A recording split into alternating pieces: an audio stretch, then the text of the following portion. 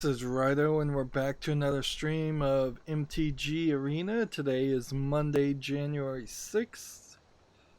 Let's see, I've kept the most of the weekend away from playing Magic, so we actually do have a full pile up of daily quests here. And boy, something sounds funny on my microphone. Maybe it's just because I have both ears actually covered and I usually don't have that. Alright, so we have made it to rank 118. We're going to get 15 daily quests within this week. We'll do this and hopefully get 15 victories. We'll do all of these, and these will give us experience. So we're looking at probably by the end of today, as long as we get all three of these done, which we should, 2, maybe even 3 of these. Meanwhile, we're still teetering at silver tier 4.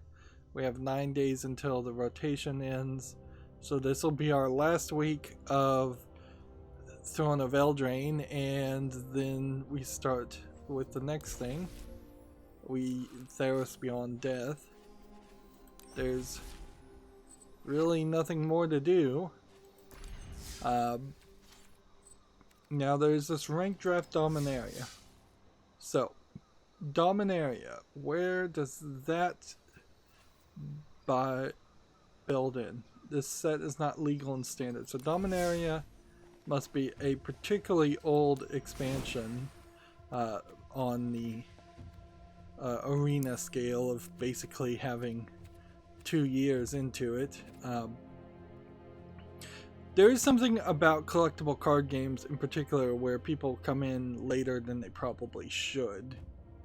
So yeah, Galaxia or Elaxian, yeah, and then Rivals of Elaxian, the Dominaria, then Core Set 2019, which came out at the end of 2018, and then the Historic Anthology has been retroactively added here to be above Core Set of 2019, and I imagine it probably will move further pretty quickly as we start to see other expansions get put out of standard play also. So that is definitely not the rank draft to do. It would be ridiculous to play Brawl-A-Days at this point.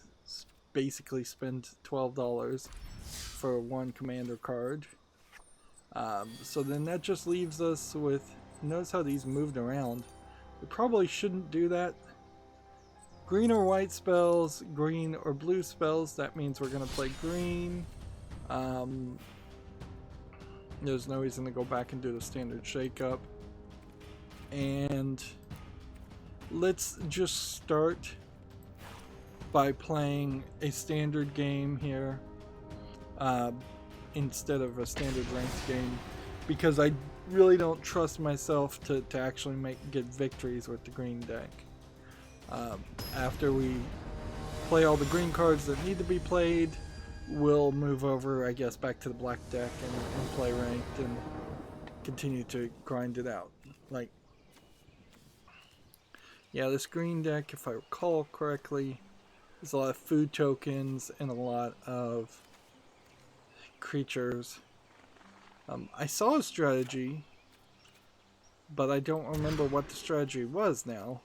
I didn't actually act upon it and build a deck based on the strategy using green decks, and it probably would have been very helpful to know that.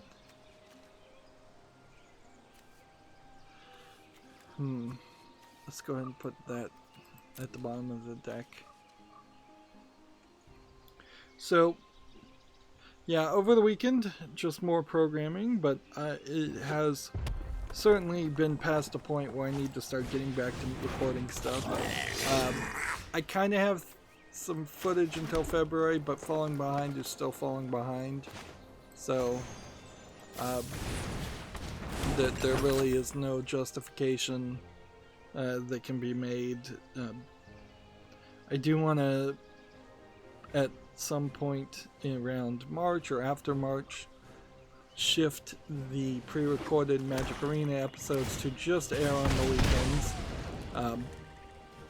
That just means there would be no Magic Arena episodes airing at all on Tuesday and Thursday. There would be live streams on Monday, Wednesday, and Friday, and then old episodes on Saturday and Sunday, which I think that works fairly well.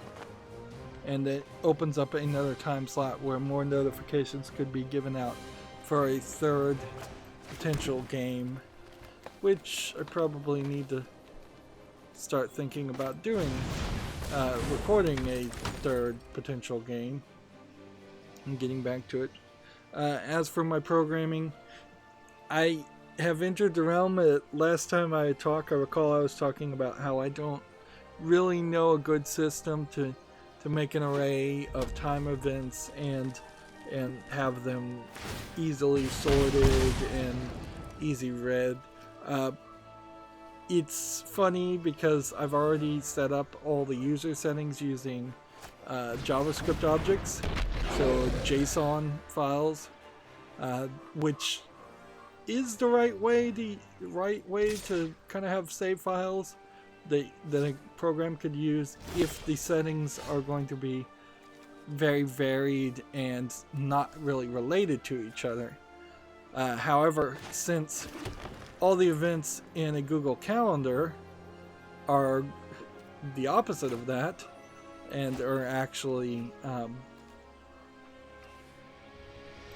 let's see, are actually going to be the exact same bits of information over and over again, an SQL database is the better move. So I'm using two completely separate systems. I'm using SQLite, I believe version 3, or I've made the beginnings of using it. I haven't gotten too far into that code. Mostly I spent most of the weekend just dealing with drawing pictures, icons, and kind of taking a little bit of a break from the hardcore coding part. But yeah, by putting all of the events, all the V events from as they're called, from iCalendar, a Google, Apple, iCloud calendar. I guess it is technically an Apple iCloud calendar standard. Let's see. This instant did not work.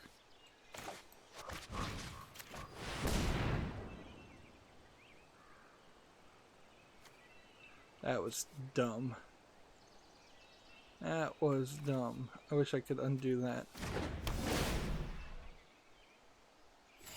That was really, really dumb.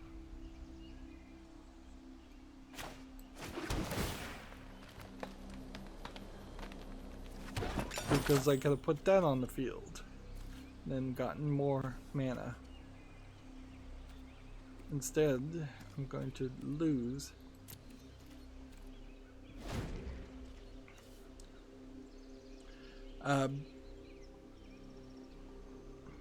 So yeah, an SQL database with two tables, I believe. One of just universal unique IDs to indicate that those are ignored things you don't need to deal with, to then filter out a second table that has universal unique IDs, and then a start time and an end time and the text that should be displayed based on that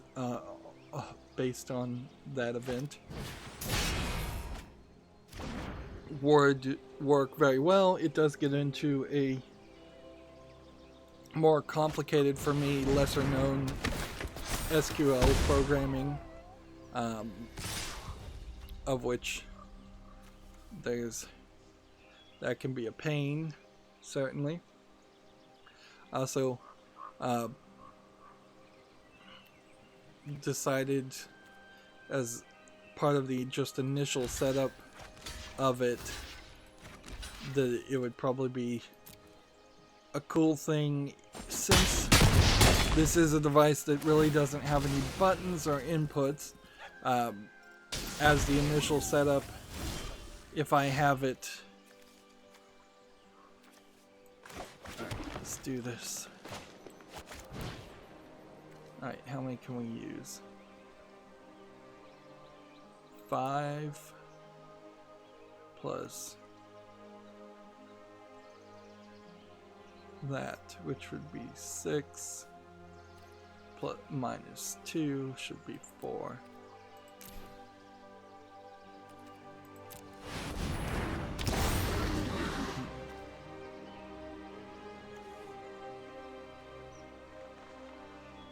Double the number of counters, I suppose. And then no attack.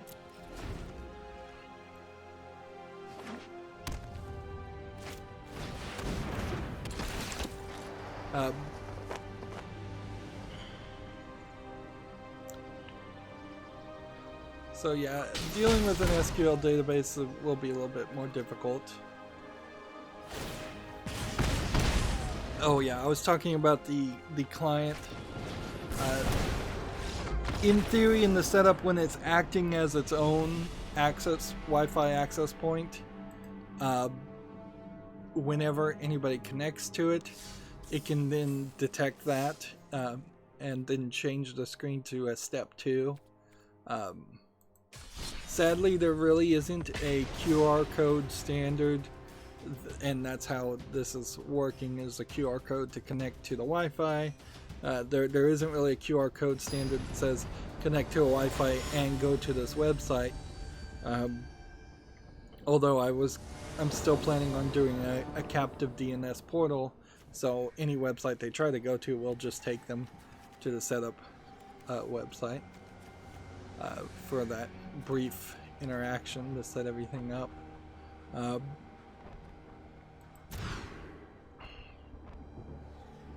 So that's a cool thing.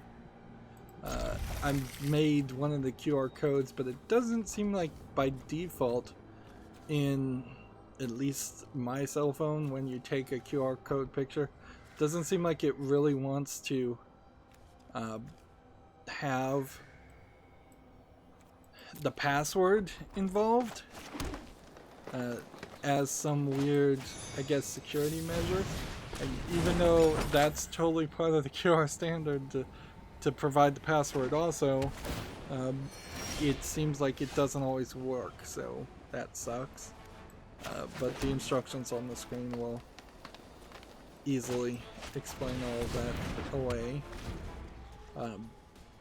And it's hardly like I'm making the password hard for people. I wanted to make it as idiot-proof as possible.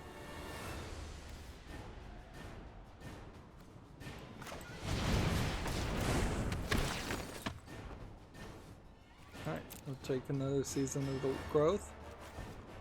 And do we want to play this? I guess we do.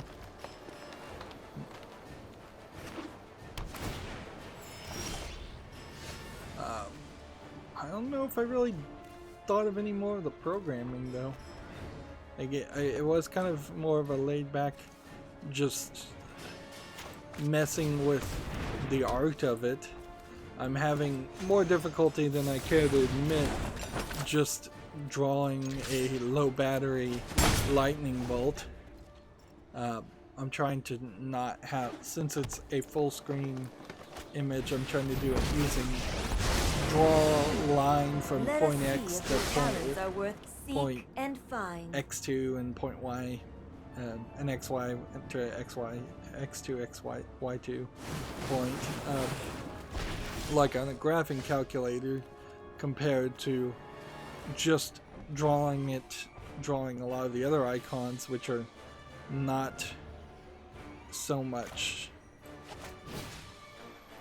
Let's cancel that.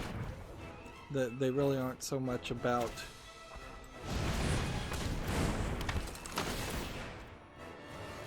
let's see. Let's not do that. And let's not do that.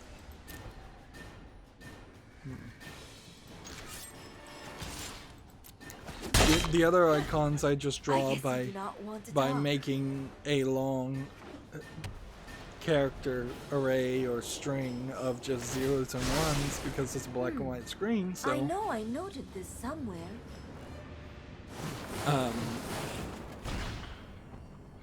And in all fairness, I probably should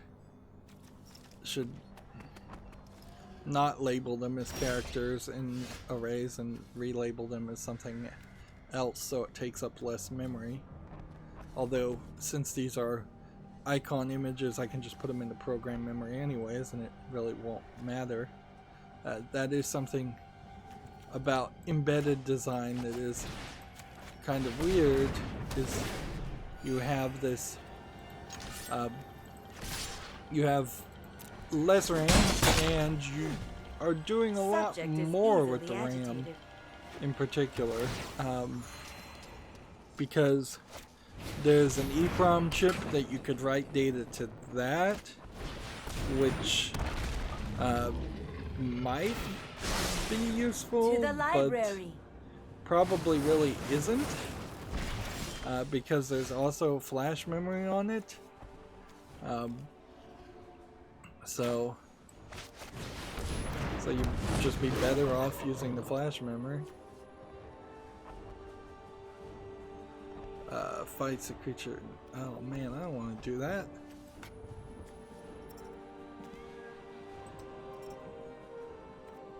Can I undo? Let's see.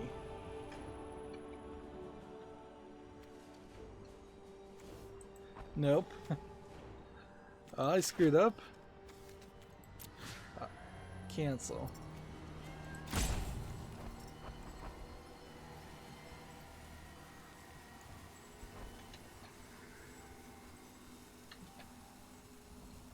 Z.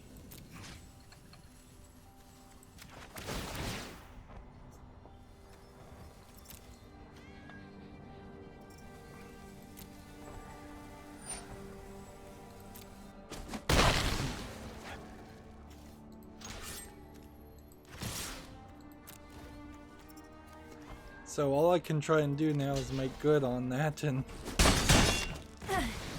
your aggression is noted.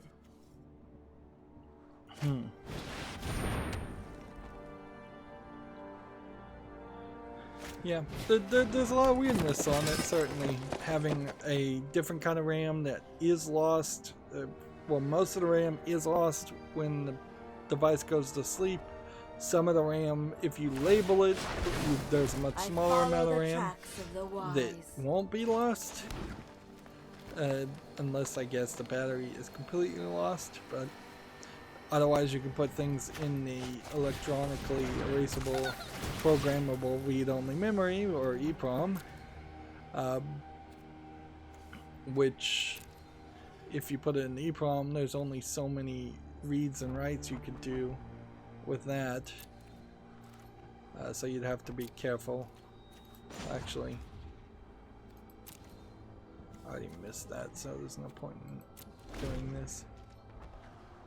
I could have attacked and killed that, and I screwed up.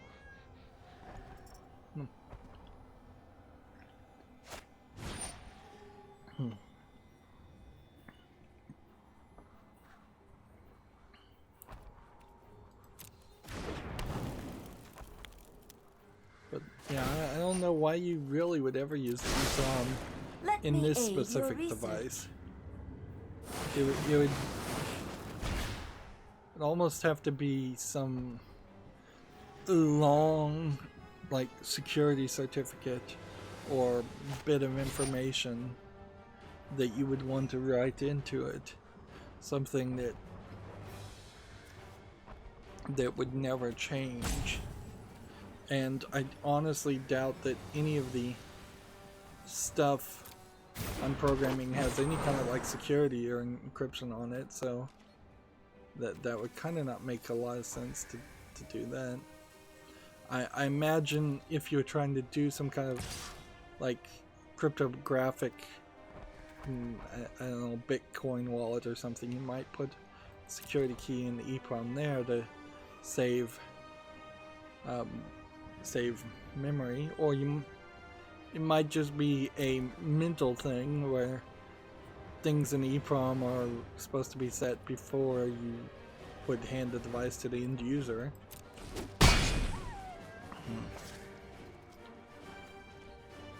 But for my uses, and I think most people's practical uses, there's very little reason you get to use it.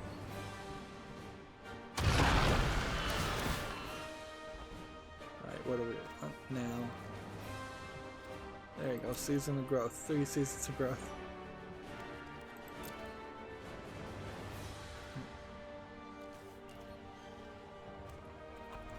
No attacks. We are getting back into the normal swing of things, as it were. So we do have a decent number of games to talk about and news. Not a lot of news. I don't think maybe any news at all.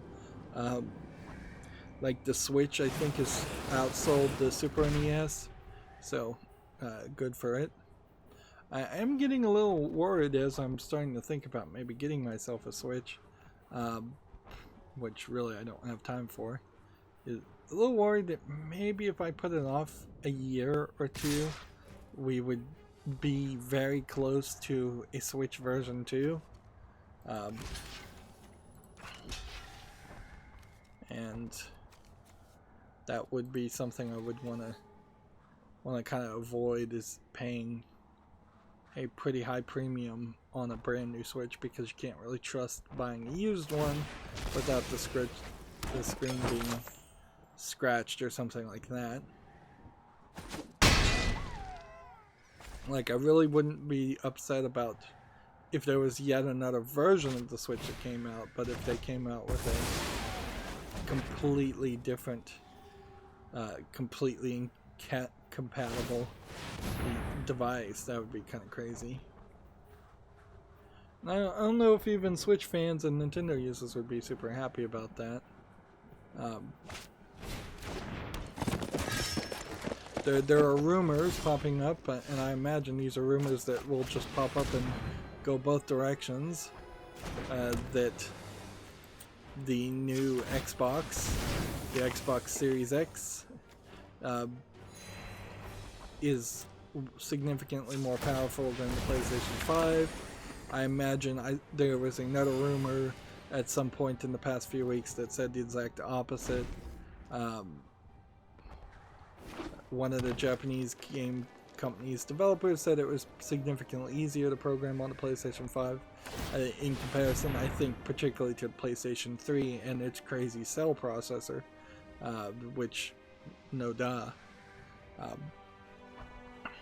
So I don't think there's seek and find too much to really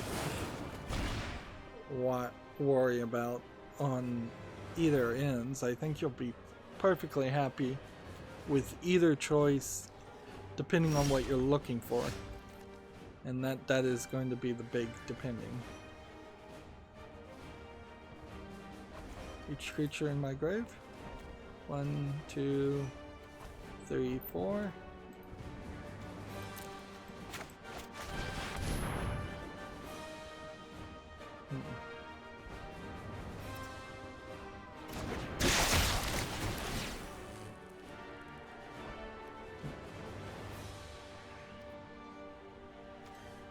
We don't really need that.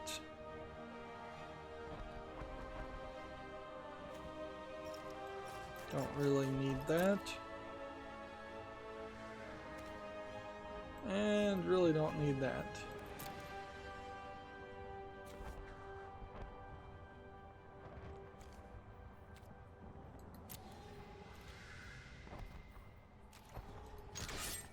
Go ahead and attack this planeswalker. See if they decide to defend.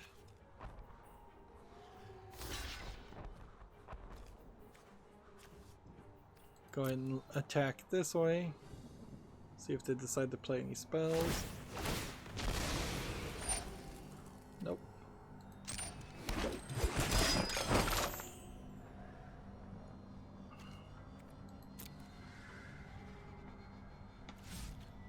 So yeah.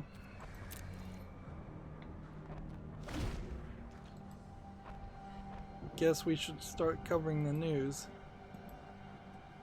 There's, I don't think anything else to really talk about. Just the weekend happened. I mean, certainly there is news that's not video game related to talk about, but it's not video game related, so I have no interest in talking about it.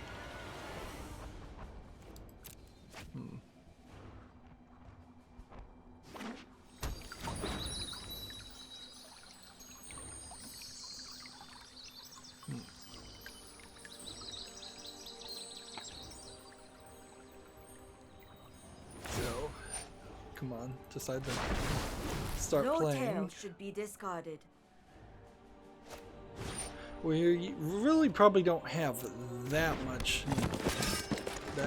many games, but we do have a decent amount of games. And yeah, of course, my insomnia is still wreaking havoc. This past few days in particular, I've been awake for a couple hours and falling asleep. It really is like a 4 to 6 hour I'm awake, then a 2-hour nap, and then like another 4 to 6 hour. What?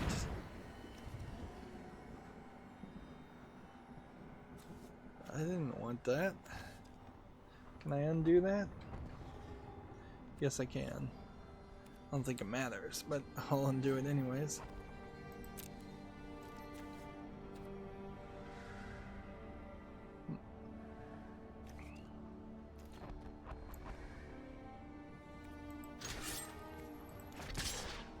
I've been desperately trying to kill this planeswalker and not getting anywhere with it. Oh, I also played A Girl Adrift on my phone because I was getting a little bored. Dealing with the graphics while programming requires it to basically reinstall the program and reboot, which that's where you add a lot of time, certainly in development. So I've seen advertisements for the game A Girl Adrift, and I believe it is even on Steam. I'll check in a second. Just brought him back. Looks intriguing tonight. And I thought it was more of an adventure game, kind of like a low-effort dungeon crawler. And it is, I guess, technically a dungeon crawler, but it's in the form of a kind of minimal effort capper game where it's a chibi anime girl that is in a flooded world on a raft, and she's just fishing all over the place, and she goes from point A to point B in the map and fishes, and you tap to catch the fish, and your level goes up, and then you can fish deeper and get higher level fish. The fish are kind of weirdly drawn, and there's a few shops and a few elements that get added as you're trying to work your way up to, I guess, level 50. Then it seems like at about level 50 you probably end the game. So I really don't 100% understand how that's gonna work, because it does have the microtransaction stuff, and it does have a lot of purchasable things with in-game currency and real-world currency. But unless it has like a better system to make the game a lot more automated, eventually does unlock some automation, but I'm still tapping quite a bit and it is definitely hurting my finger tapping so much.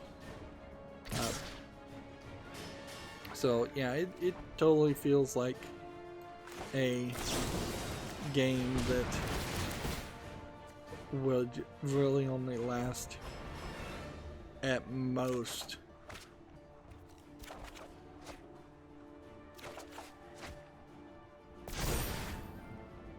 man, I could have done that at any point, couldn't I? Yeah, it really feels like a game that'll last maybe a week. And that's about it. Wish this guy had trample.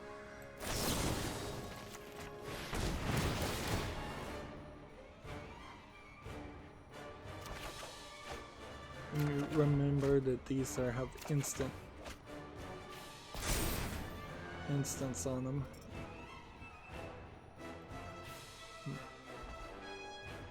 But even at that, if this guy did have trample, he's not strong enough to win on one hit.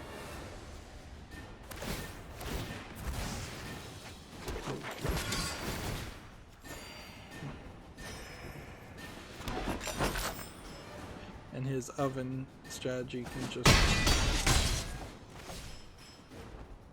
basically win the game for me.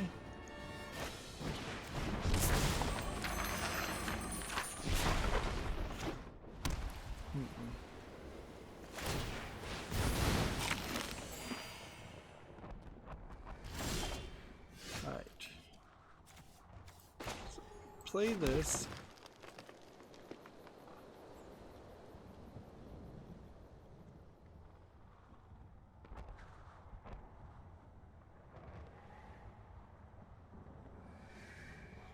Can't be blocked by more than one creature.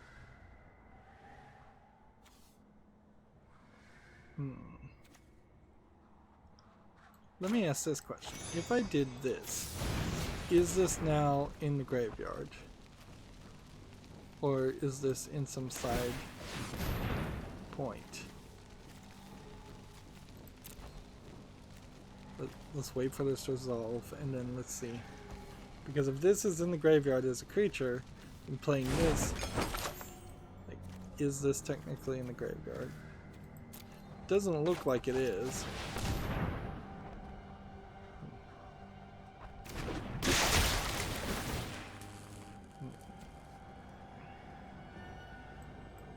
Definitely don't want that. Definitely don't want that. We'll take that. Right.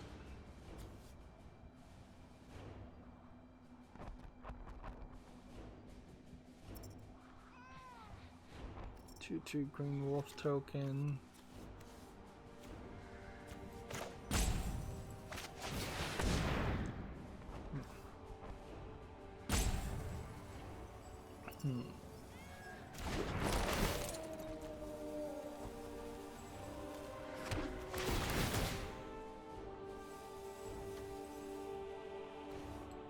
Just go ahead and not take that this time.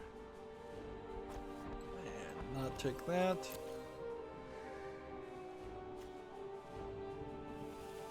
And sure, we'll try that.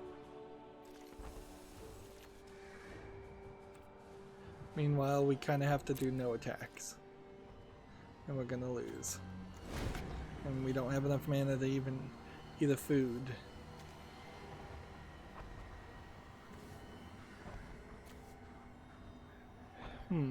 Alright, so we have a game on Steam here called Bomber X, which is another Bomberman clone. It looks particularly inconsistent in its asset flips. And its art, like, this just does not really match, and then the low polygon kind of Minecraft look of a Bomberman game doesn't really make sense. This is $1.19 and English only. Particularly for a Bomberman game, Bomberman has always been very circular and rounded to contrast the square blocks that are being blown up and coincide with the round bombs that are being placed. It doesn't make sense to go the other direction. So we do this, we do this, and we've lost.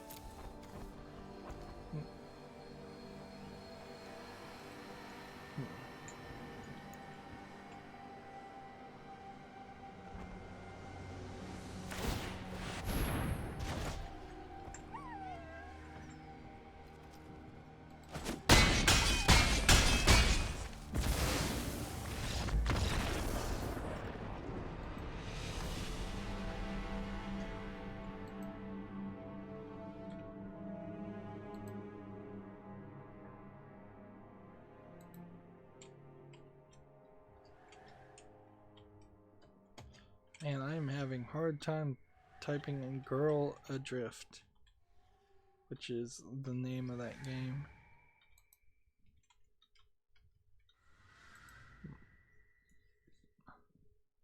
Well, it's not on Steam apparently. I imagine there's something similar. There we go. We nearly played all the greens that we need to do. So one more particularly long game. I would say compared to something like Raft, though, the Girl Drift really does miss any of the major improvements to your Raft. It doesn't have that open screen space that you would have in something like Raft. There really isn't a shark that is your main antagonist. It's just fishing for fish. There actually is no fishing, as far as I understand. There's not a lot of fishing that you do in Raft anyways, which is kind of weird. But there's a base that you get material food fishing that you upgrade, a farm, but that seems to be about it. It really is one of those games where I'm not 100% sure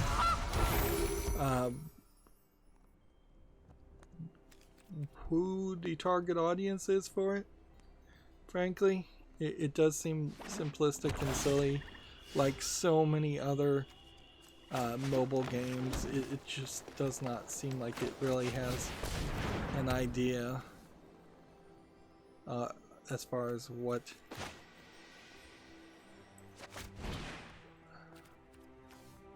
let's see, sacrifice that to get mana.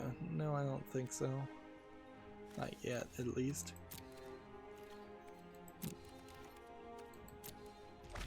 Meanwhile, the game I am still very much enjoying on my phone, Destiny Child, is still doing its thing with its world boss.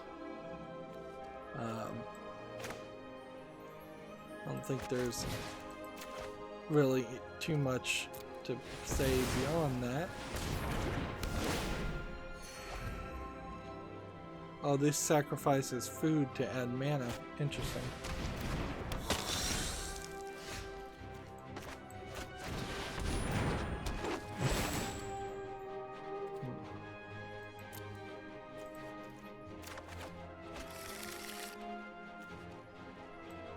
Do we want this guy on the field? Sure. He's actually a pretty good guy.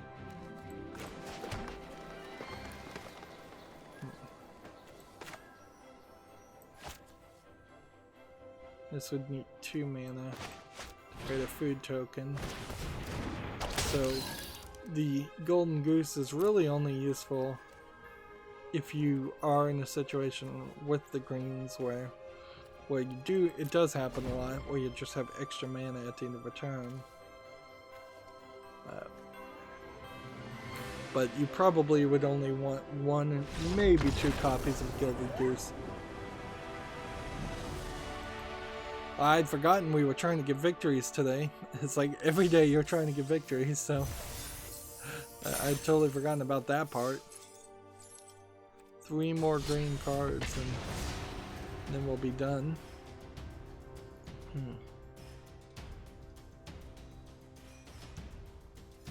It's going to be slightly irritating after doing all this programming, though, to have to then switch gears and do some 3D modeling for hardware adapter, basically. It's not particularly my forte, being if you're a more logical person. Now I cannot mulligan again at this point. Like, being more logical oriented 3D modeling is a little bit more difficult, although I do have education in it, somewhat. I took a drafting class in school and it's basically the same thing, generally speaking, but it's not my preferred system. at all.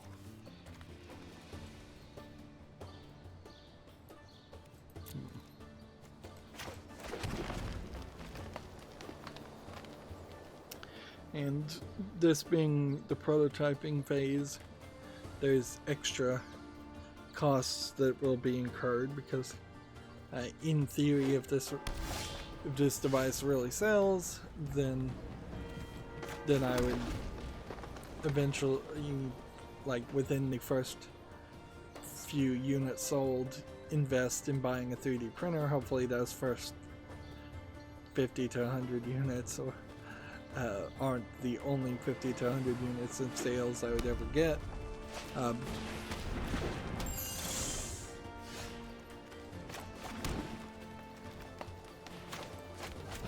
But getting like a simple 3D printer to have that printed inside my house instead of sending off to some service to have it 3D printed for me is the more ideal scenario. But every little step there is more effort and more time and more money, which I'd like to avoid having to do, but it's unavoidable in this case. Because, let's face it, electronics in-user products need some kind of case, some kind of cover on them. You can't have people spilling water or putting their fingers inside the electronics.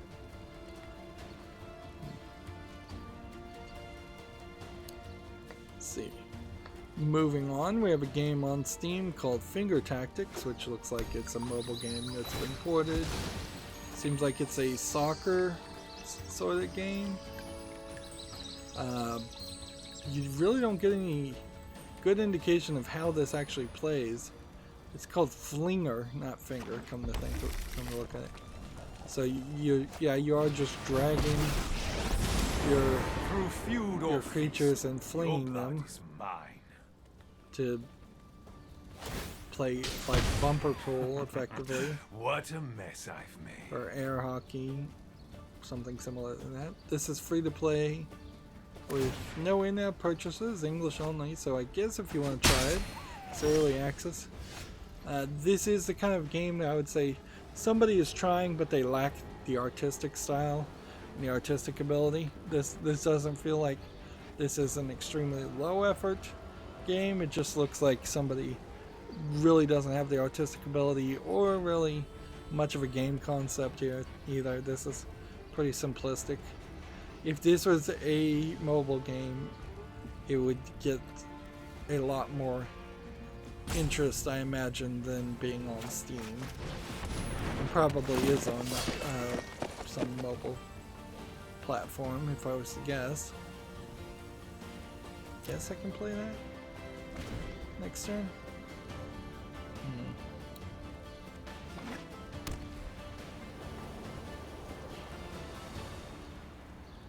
Let's see. Interesting.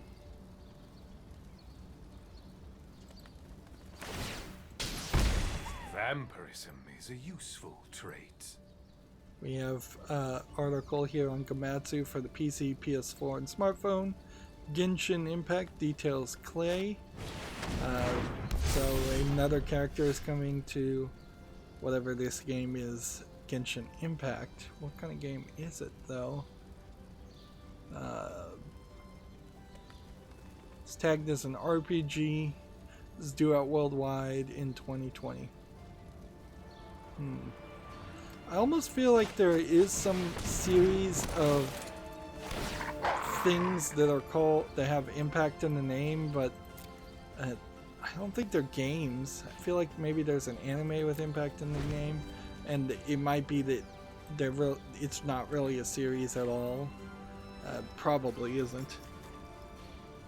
Might just be confusing the phrase Impact from like Third Impact from Neon Genesis Evangelion or something.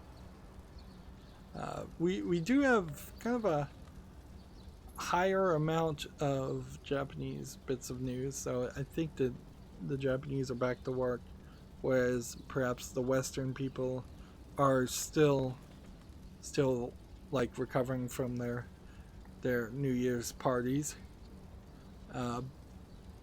Dan Reichert of the Giant Beastcast, Giant Bomb, left the company, and so probably going to work at some kind of wrestling thing, if I was to guess. But he is leaving writing for video games, it seems. Your body, not your soul. Which I don't think he was really doing any writing for video games anyways. Inherently, this is the problem with the Giant Bomb crew as they are now, is that unless they are writing a bunch of articles on their website, and I'm just not, and I don't follow their website, which is true, I don't follow their website, they are, let's see.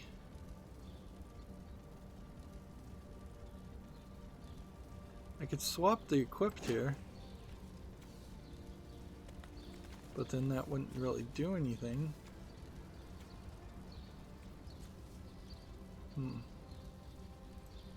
This guy has trample. Am I really gonna put this guy on the field and then pay 2 more to put him on the field?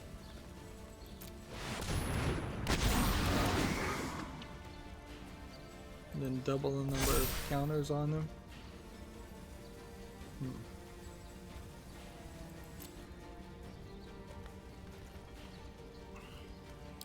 And then just do no attacks. Yeah, the problem with Giant Bomb is that they're all personality based, and as far as I can tell, they're not really doing any reviews at all. In a similar story, IGN has changed their review score from a 100-point score to a 10-point score, I believe, which would just be less nuance. You really can't go from a 10-point score, from a 100-point score to a 10-point score. You can go the other direction and people will be like, oh, well, you're adding more nuance to your reviews. But if you're going the other way, it means you're basically planning on just giving 7s to 90% of all the games that come out. I may have lost the game right here.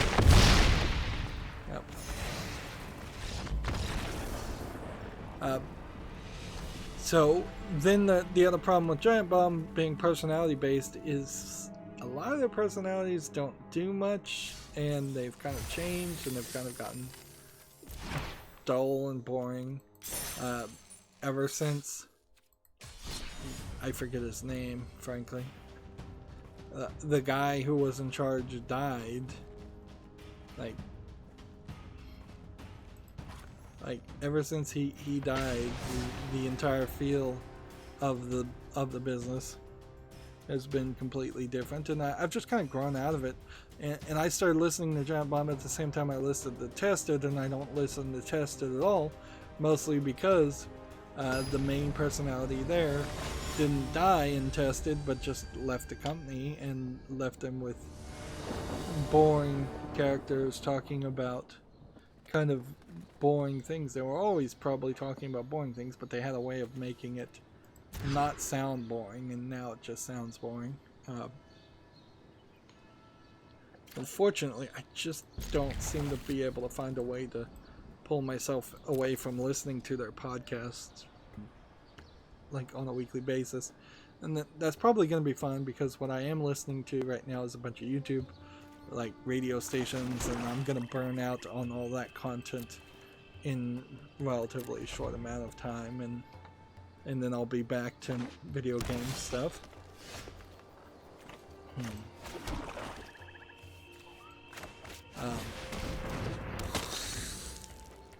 But yeah, specifically on the Bombcast, there's not a single person there that I really care about their opinions.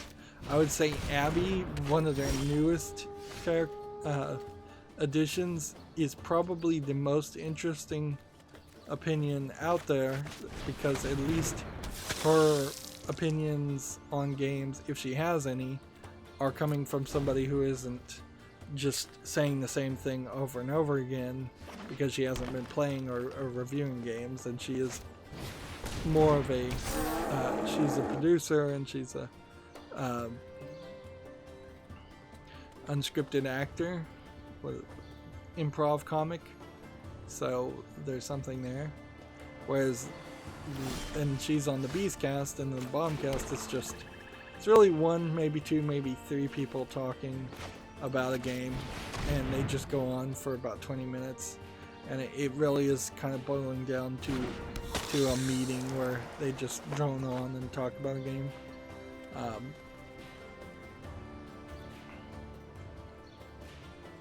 Let's see.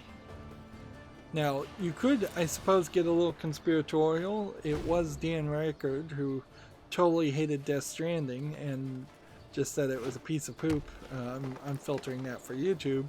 And that was basically his entire review the 2 or 3 times they asked him about it. So he totally wasn't being good about reviewing the game.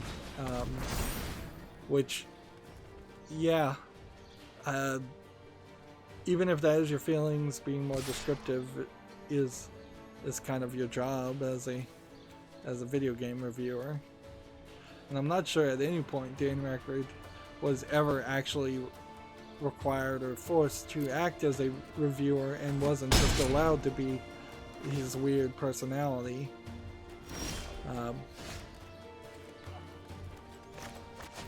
I think that's part of why it falls, why his legacy is basically nothing. Just kind of obsessively having the same arguments and conversations and trying to get people to play Mario Party and play older games.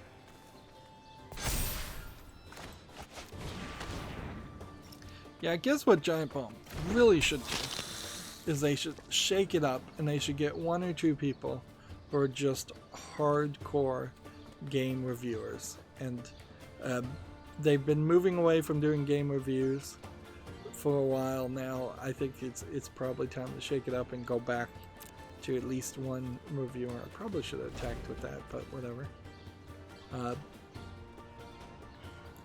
That way, there's always somebody once a week that can say, here's some real critical opinions.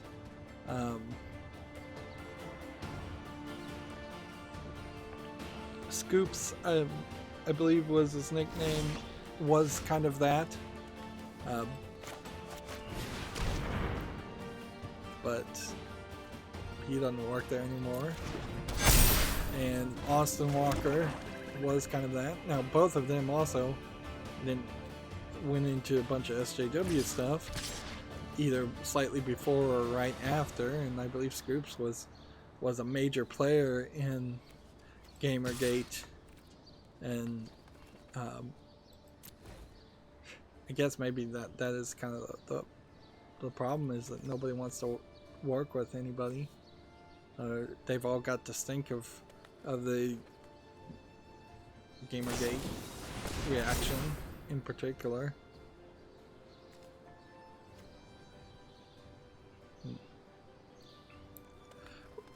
So yeah,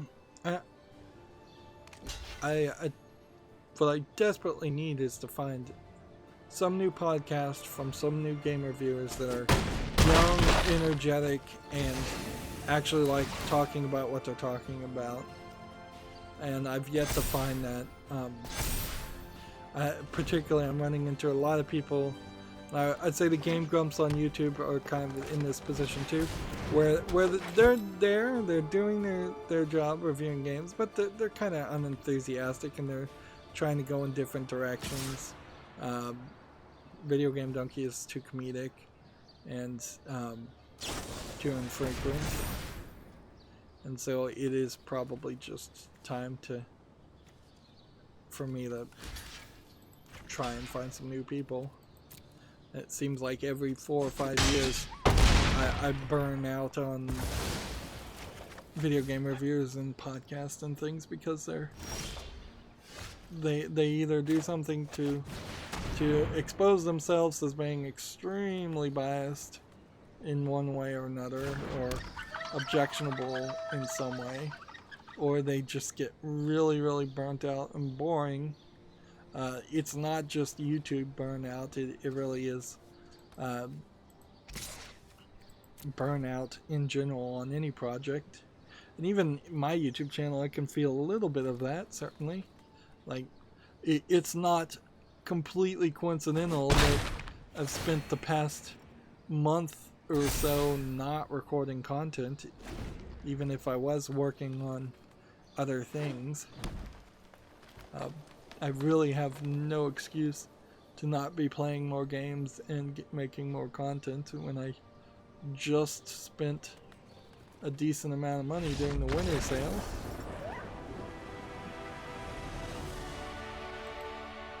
Oh, man, I forgot to put this in ranked, didn't I?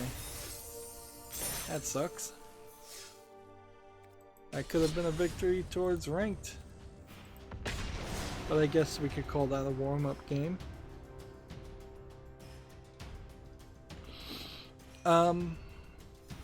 They were kind of teasing on Giant Bomb that they were going to do something different, and it didn't seem like there was a lot of argument or conversation around the game of the year as there had been in previous years, which also is probably a huge indication of a lack of passion in the fields. But they really didn't do much, unless the thing they felt good about was firing, like secretly firing Dan Reichert, which he didn't have anything lined up or announced as far as what his next job is, but his next job is also not, according to him, not really a video game thing, so that's not super surprising that you wouldn't announce, if you're going to work at a private company, where you wouldn't announce that. And honestly, it could have nothing to do with, if he was fired, it could have nothing to do with his just completely awful way in which he reviewed Death Stranding. I mean, I don't have a problem with what he said, it's just how he said it. It could be that it's just a matter of, in a lot of positions, you have to always be working towards that next promotion, working your way up. I wouldn't think it would be that case in Giant Bomb, but he really wasn't taking on any new responsibility or anything. So, where Abby, again being a producer, if she got fired, they'd have to replace her with somebody skilled. Dan could easily be eliminated. They also didn't announce anything with Jeff from CNET, like he was gonna be a new member. I wouldn't be surprised if by the end of 2020 he does at some point move over, because it is rather redundant for CNET to have a game division and Giant Bomb to exist. I wouldn't be surprised if Giant Bomb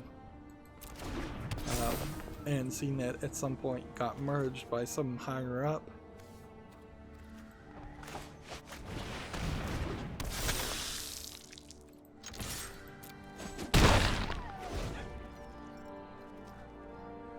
I do kind of have a problem with just not letting go of podcasts and finding new ones.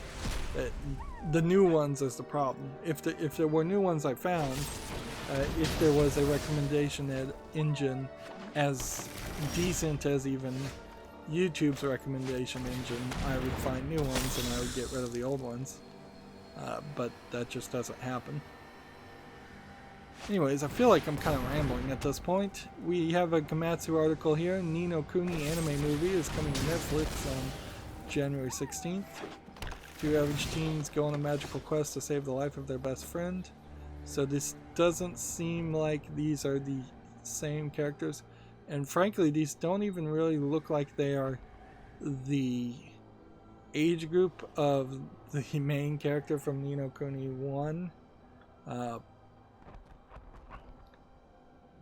It's from the animator of Studio Ghibli, Yoshiyuki Momose, who worked, I guess, animated on Spirited Away, is now going to direct, which, if this is a actual Studio Ghibli film and it's not him working on the side, doesn't inherently mean it's going to be good, because only Ghibli movies, and only mostly the Ghibli movies from that are good are from the main guy at Ghibli, the main director. All the side things that he's tried to have his son do, or he's tried to let other people do, have kind of failed pretty terribly. Or they're still relatively high quality, but they're not great.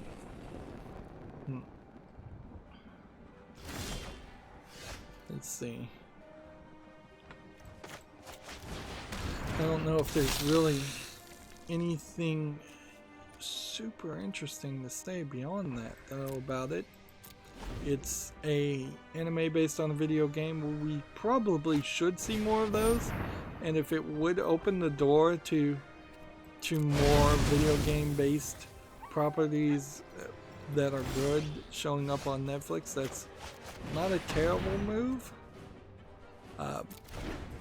But there are definitely some problems in the fact that we know Netflix is trying to kind of call almost all animation anime, even if it isn't, and redefine what anime is. And this is pretty much what all Western publishing and companies and animation companies are trying to push, is this concept that a Western developer making a game for a Western audience with mostly Western animators is somehow making anime, and not in my book. That just does not sell. They're trying to effectively cut out the Japanese market, the Japanese mentality, the Japanese art styles.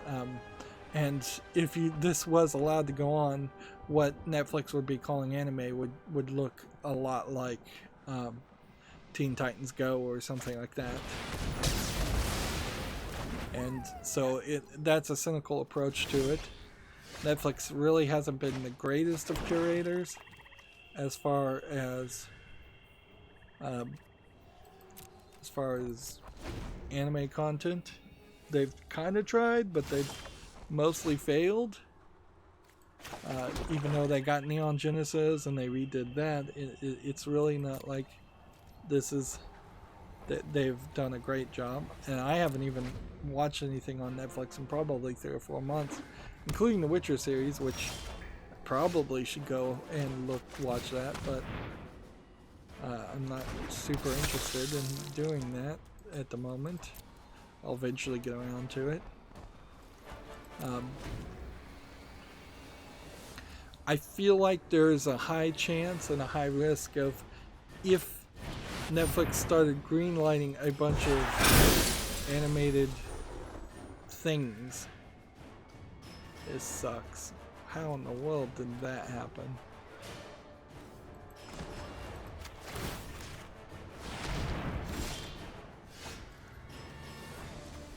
Right. How did he get so many things on the field?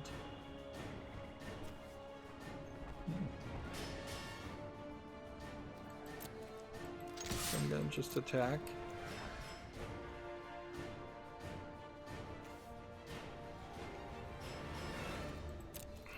Is he really just gonna let me do this? Alright.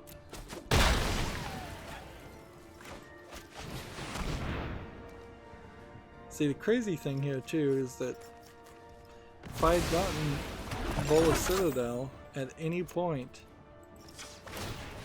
I would have been fine, but I don't think I survive even this next turn, because there's like 40 damage here, and another 12 damage here.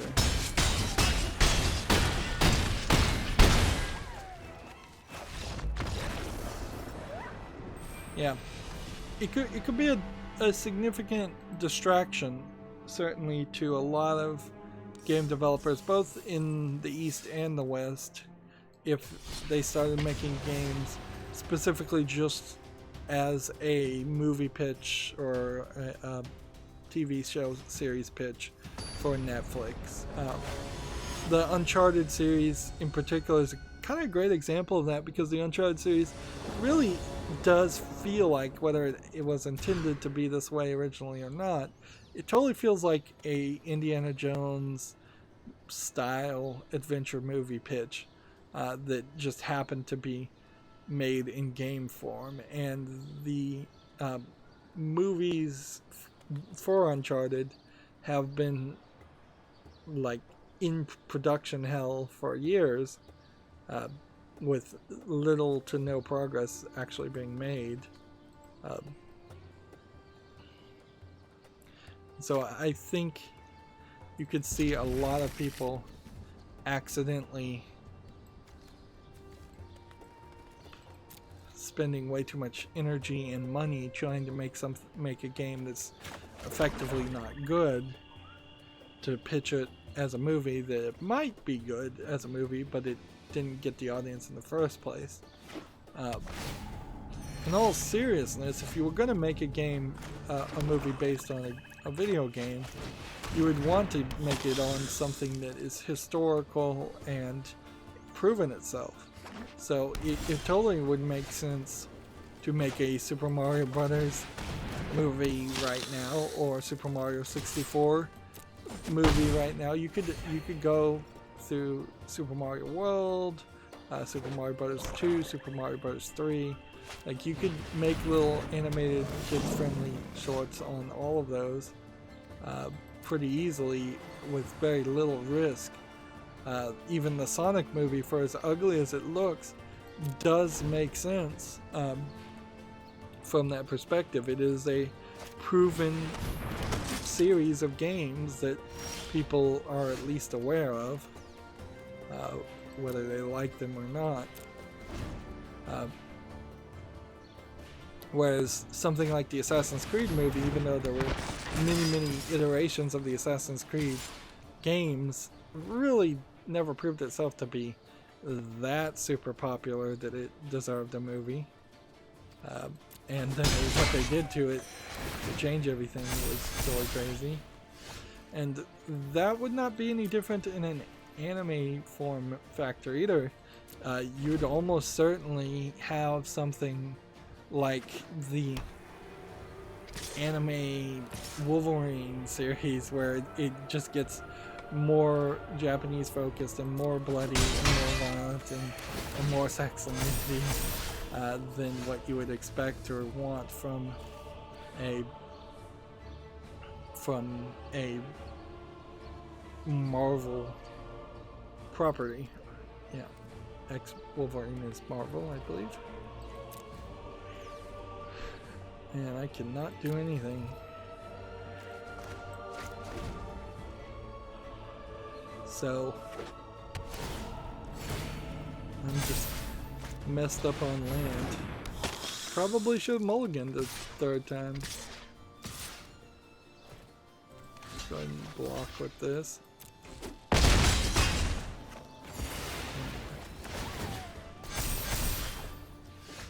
Finally.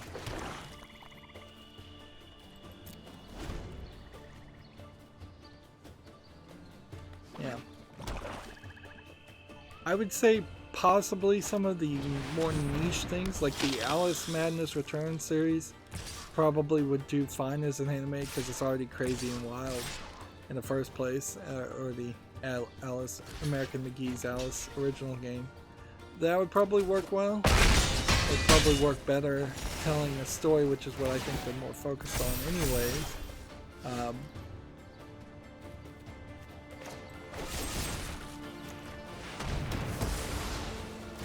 But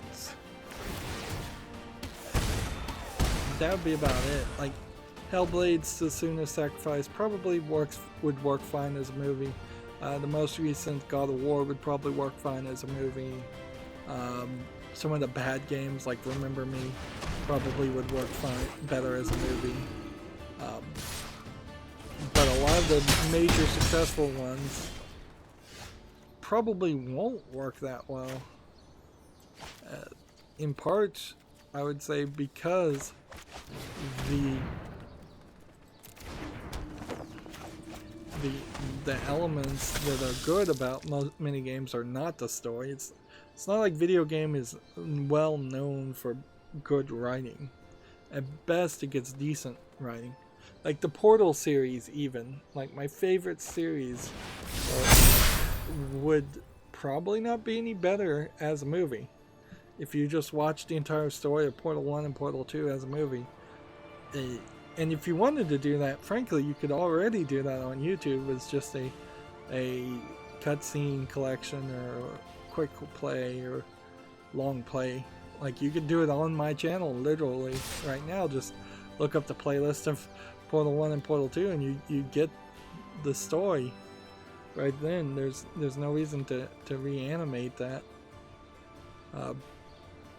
And then I guess you could go crazy and you could cover something like the Mortal Kombat, make a Mortal Kombat series or a fighting game where there's very little story, or you could do like Call of Duty or Modern Warfare type stories where there's some story in the single player but very little of it is the focus. I don't know if anybody would really want to watch that though. And honestly, I think just in general speak, you would want all art to be unique and original. Like, more unique and original art is pretty much what we always want in every medium. Like, I don't want something that's derivative. And a video game, movie, TV series, anime on Netflix or anywhere else is by the definition derivative. It is derived from another source, and we don't need that. Like, I'd much prefer something slightly inspired and being its own thing. Yeah, I think that's pretty much how I feel about it, and not too much of a rant. And there we have 3 swamps to start with, so I won't hopefully lose the 3rd time here. Next game we have on Steam, and we need to hurry up here. We have Zoo Constructor, which is already mixed. This is not from a developer I recognize. I believe there's probably some other zoo management games. This one's $14.99 discounted, English and German. Yeah, there's other things you could be playing, certainly. Let's see, Jurassic World Evolution is mostly positive. Architect is very positive. Planet Zoo is very positive. Yeah, so there's at least three zoo architect style games, zoo management style games already. It doesn't make a lot of sense to. I'm gonna go ahead and play this, but you see, I keep these in supply when I really probably shouldn't.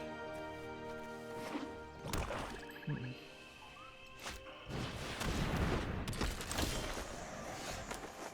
see here.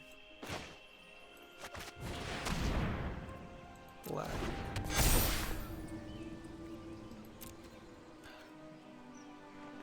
Let's go no attack. And end the turn. Next we have a game on Steam called The Burning Descent, which looks like it's a VR shooting game. It seems like it has teleportation, which I think would be disconcerting. We already looked at this game, or at least we looked at a game very similar to this. So maybe I just got some redundancy. It says it came out January 3rd. Early access requires VR $11.99. English full audio allegedly. I'm not signed in either, so I forgot to do that.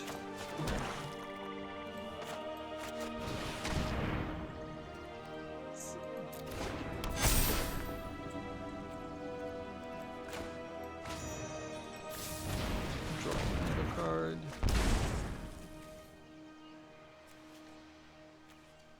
At the beginning of your upcut, exile your top card.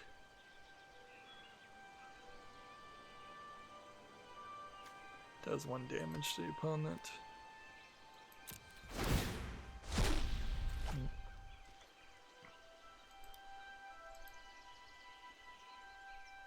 Let's see. Next we have a game on Steam called Saber Fight VR, which is already mixed.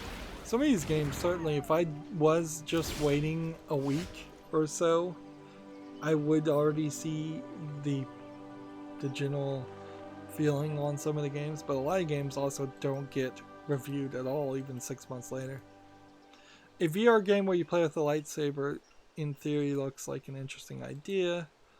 In practicality, the graphics are not polished enough here, and I don't think there's any like enemies or anything to fight with. This is $8.99, which is a little too cheap for VR. It's about right. It's English full audio. With subtitles. It's just, yeah, too simplistic. Probably does not feel very entertaining.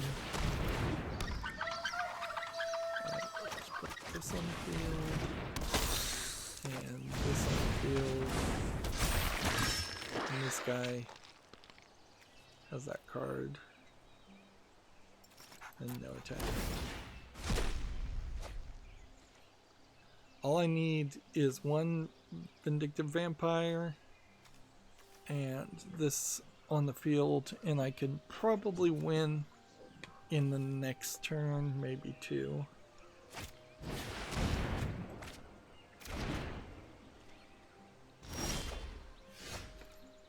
Alright.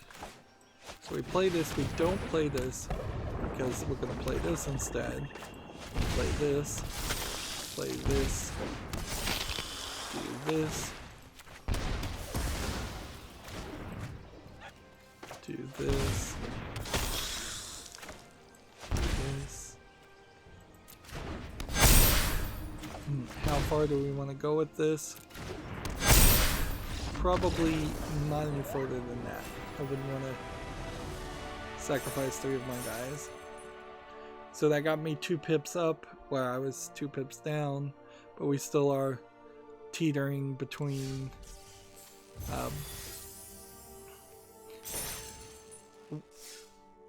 silver tier 4 and the next tier. Next we have a game on Steam called God of Gym, which looks like it's probably a troll low effort game, or at least it's a collection of what looks like tapping mini games in which you're working out. It's 99 cents, it's English and Russian. Yep, that feels like a low effort Russian game or troll game. So that's not something that needs to be on the fall list. Gamma Sutra has an article here. Ragnarok acquires Rune 2 source code and assets following a legal complaint. Let's see. It filed a legal complaint against the developer Human Head Studios. I believe we talked about that several weeks ago. Although both companies worked together to release the action RPG, the pair were embroiled in a legal skirmish as a result of Human Head closing its door only to immediately form a new studio under the Bethesda Softworks banner. So this was Bethesda, probably at the direction of Bethesda, trying to pull some shenanigans, which Bethesda has been known to be very litigious and shady in their actions. It seems like this is a so now Ragnarok I guess now that they have the source code, is going to have to work to do whatever they're going to do for Rune 2, if they're going to do anything with it. This may simply been a matter of them ensuring that they kept the assets that they felt were due to them, and apparently they were due to them, as they did succeed.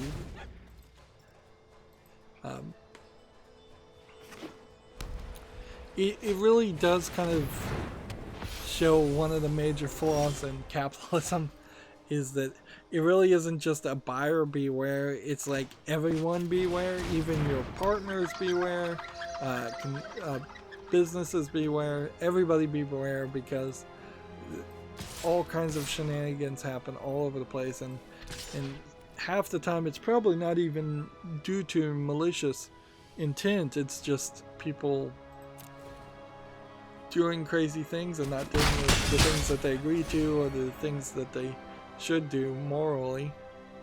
Like, ideally, if I was in charge, and I would say that when any company goes out of business and shuts their doors, I would say all the assets should immediately at that point go into public domain, and then that would probably help society a little bit more than it just changing hands, which it really is all assets ever do, and it all ends up in Disney's hands eventually.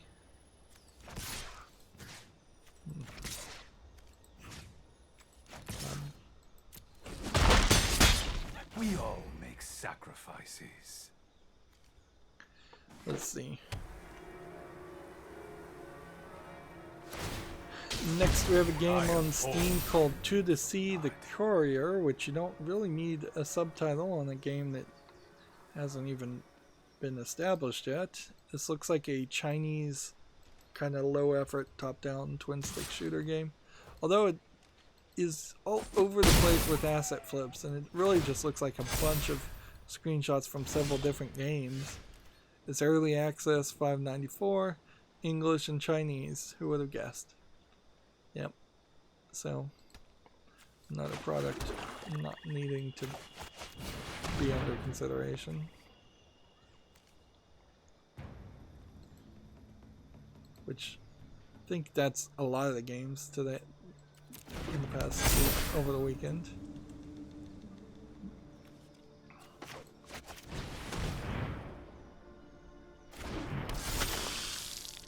Alright.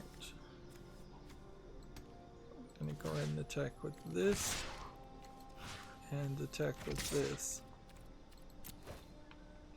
Next we have a game on Steam, My Friend is a Raven. This looks like this is a horror pencil sketch style game. Little dark screenshot syndrome, but I think that is to establish the mood, if anything.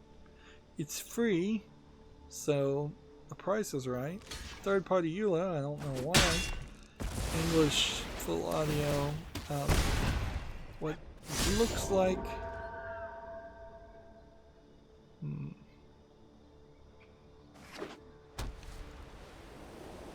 Just checking. This current project is My Beautiful Paper Smile, which is coming out in 2020. So, he's releasing a different game. I guess I'll put this on the fall list and see if people review it. I demand servitude. It's probably super short as a kind of point-and-click adventure game. It's probably not got a lot going for it.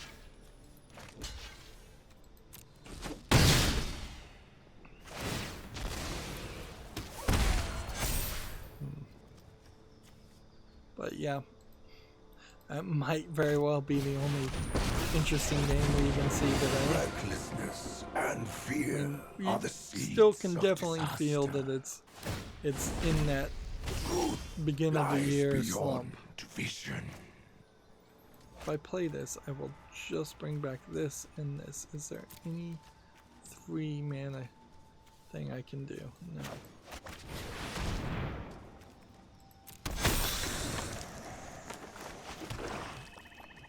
Okay. So I'm gonna go ahead and attack this, and then not do anything else. Next we have a game on Steam called Gifted, which looks like it's some kind of Christmas themed game. Looks like it might be kind of nothing.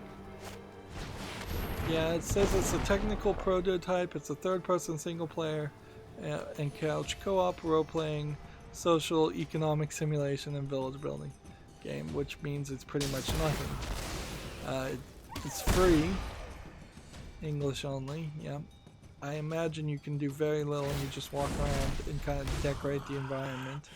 And the decorations don't look terrible. I mean, there really could be a game here. What a mess I made. But they didn't bother to finish it. And since they're releasing this allegedly on January 3rd, this is probably just an abandonment of it instead of putting another year of effort into it and releasing it slightly before at Christmas time next year.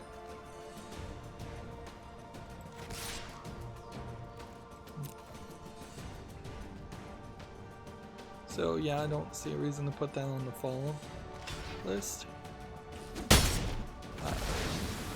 Next we have a game called Nordic Storm Solitaire, another solitaire game. They're all pretty much made with the same engine and all look pretty much the same. Although I would say the card art on this is particularly bad compared to some of the other card art I've seen. That A looks pretty awful. That 5 does not look the same size as that king. It's $3.39 and a bunch of language support from HH Games, which is the publisher of cheaper games, solitaire games, hidden object games. If HH Games were the bottom of the run, like if that was the level of quality that Steam said is just barely good enough to be on Steam, I would be happy. Like, their games aren't great ever, but they're cheap and they're decent enough in quality. Unfortunately, Steam consistently allows a lot worse to be released. Like, the only thing I can really do is like tap this guy and then attack with this and this, and it probably won't work. Next we have a game on Steam called Riznutch, which is a weird name. It looks like it's some kind of RPG sort of development. Problem here is there's no video of movement, and there's like 5 screenshots. It's early access. It's $2.39. It's English, Polish, Russian, Turkish, and Ukrainian. And then you have a little bit of animation here. This feels like this was probably a Russian troll game, or just a Russian low effort or unfinished game. I guess I could be super generous and wait to see somebody review this, but almost certainly this isn't a finished product. Like, if it was a finished product, they'd have a lot more to show. And I am not gonna get up in ranked, am I? I kind of wish Magic Arena changed how their system worked a little bit, so that you are actively rewarded for the highest point you reached, not for where you end. And I feel like Hearthstone did the same thing, where they rewarded you for where you ended at the end of the month instead of the highest point you reached. Because I would be a lot more motivated to continue playing if I knew that I've already locked in a position that I'm in. If I can't get ever above silver level 4, then I'll just, at around the last week of the month, I'll just stop playing ranked and say, well, that's where it's going to end. And since the new card expansions are coming out in about a week or about 10 days, everything's going to kind of change anyways as far as how people are playing ranked, because everybody's going to have new cards and everybody's going to be at least trying out new decks. Guy has 64 health. Next we have a game on Steam called Hockey Split. This looks like a top-down hockey game. 3-on-3. Maybe more than 3-on-3. It's just not visually polished enough. It's $1.99. English only. Bunch of achievements. Rocket League is being suggested instead. And I would agree with that.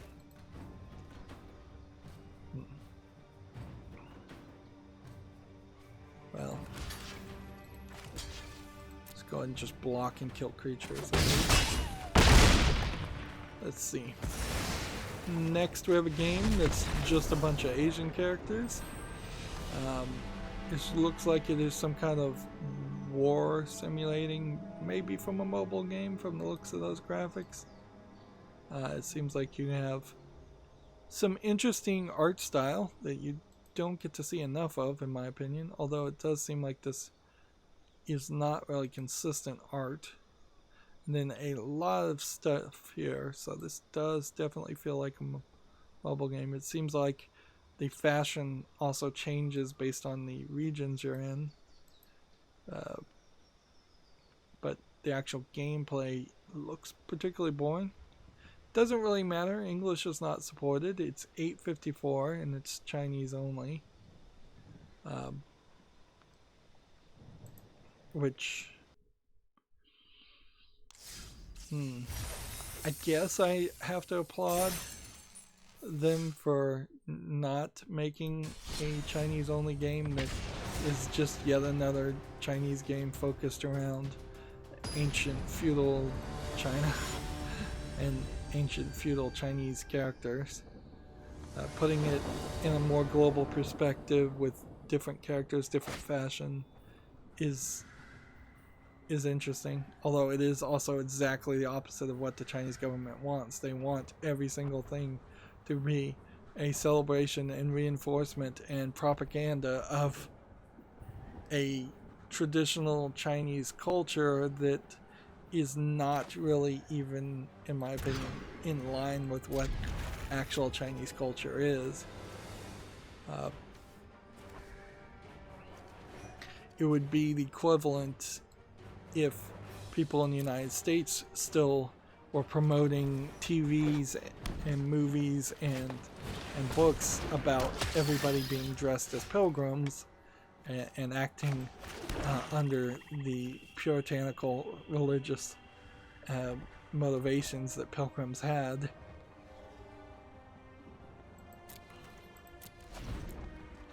Moving on, we have a game on Steam called Story Into the Dream World, Volcano in Possession. This looks like a bullet hell shoot 'em up game, but it looks like it's probably a Chinese one. It's not very well designed or polished. Just a lot of text here. A lot of text even on screen when you're playing the game. English not supported, free to play again. Japanese and Korean. Alright, I'm wrong about that one then. So blame this one either on a bad developer in Japan or Korea. I would assume it would be Korea because this art style looks a little bit more Korean, and this writing looks a little bit more Korean.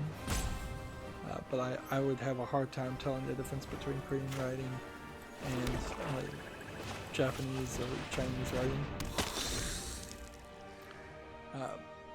But also, you wouldn't really support the Korean language if you were just making a Japanese only game. Whereas if you were a Korean making a Korean game, supporting Japanese would make some sense. because it's just a bigger marketplace, I think, for video games. Next game we have on Steam is called Deadly Runner, which looks like it's an infinite runner game where you're running as some kind of girl with long hair running in the wind, which you don't really see a lot of that, come to think of it. There's plenty of opportunities where someone like Lara Croft could have been running and her hair could be flapping all over the place, but they always put them in tight buns because I guess the animation is difficult in 3D modeling. Tight buns or tight ponytails, usually ponytails I'd say.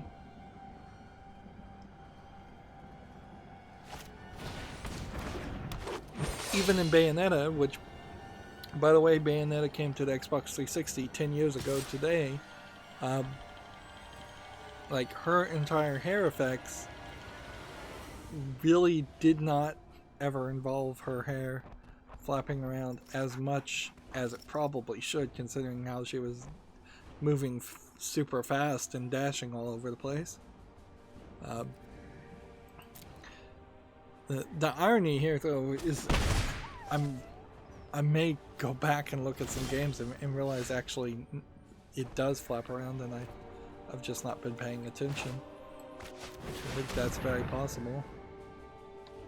Otherwise, though, Deadly Runner is $1.19, English only, and it does just look like it's an achievement game, so it's not something that I'll put on the fall list.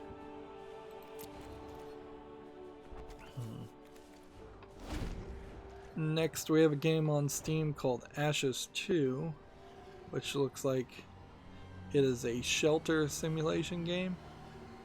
And we'd seen one of these before. Here you can see no real polish on the life bar, probably asset flips, collecting a bunch of stuff that probably is asset flips too. There might be kind of an idea here of taking the concept of 60 seconds of Fallout and merging it together. You could certainly make the argument that Fallout in particular does not really make you survive from the sense of you've just come out of a Fallout shelter and you've got to collect supplies and fight a small amount of raiders. Fallout turns it into a first-person shooter game where you kind of have an infinite amount of resources very quickly and don't have to really struggle or survive or play any kind of resource management. So I think that there would be something to that idea. Unfortunately, this just looks so much like an asset flip that there's not a game here. $4.99, English and Russian, which also is a red flag, certainly. Alright, let's do this.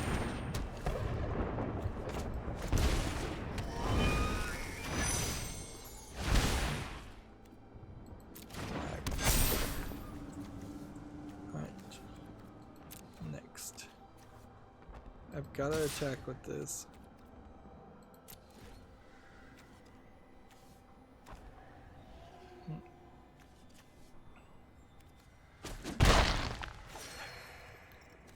Go ahead and put this on the field.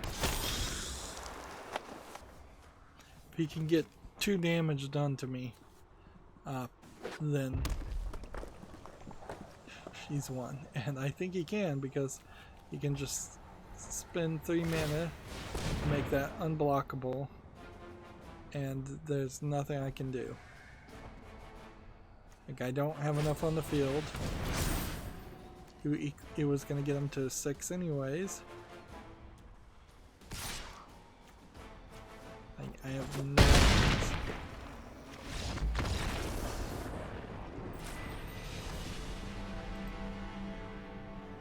Just falling down. Unfortunately, this developer who made Ashes 2 has a mixed review for Ashes 1 and a mixed review for all the other games he's made, of which there's 4. So yeah, my instincts were not wrong there. Not good games.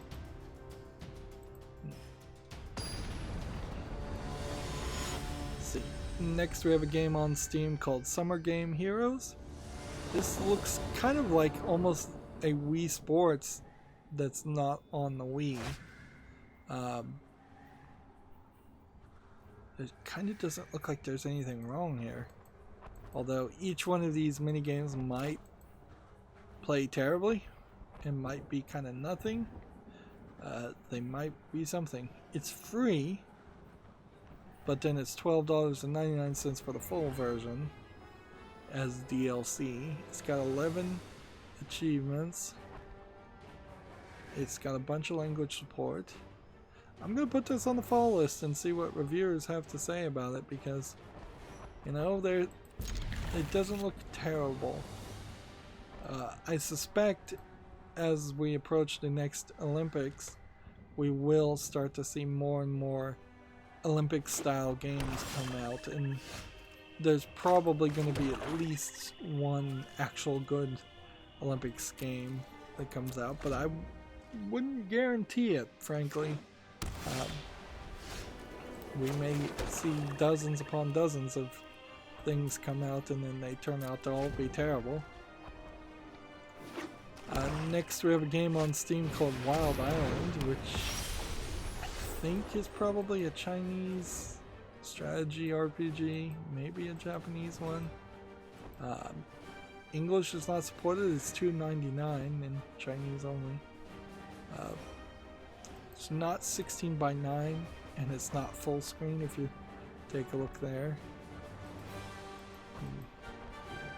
Although I guess I should also again say at least this doesn't just scream Chinese culture being shoved in your face like so many other games. I mean, frankly, it has just gotten to the point where it's a pet peeve that I'm developing for as many games like that as there are. Next we have a game on Steam called Deep Ocean Rush, which looks like it's a tower defense game. Yep, it seems like it's an Atlantis style, Atlantis based tower defense game. Yeah, okay. $1.39. We haven't seen games that are just straight up tower defenses in a long time. This is English and Russian. Doesn't matter. It's a tower defense game. It would never make it to the fall list just for that reason alone.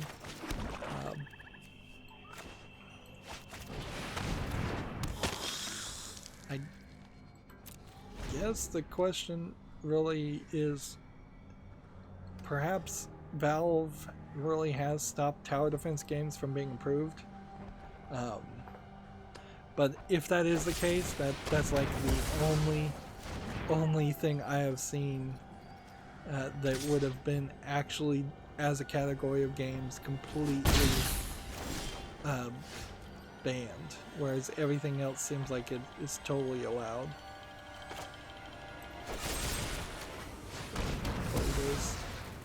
Probably should have played that a couple turns ago. Go ahead and play this. And no attack.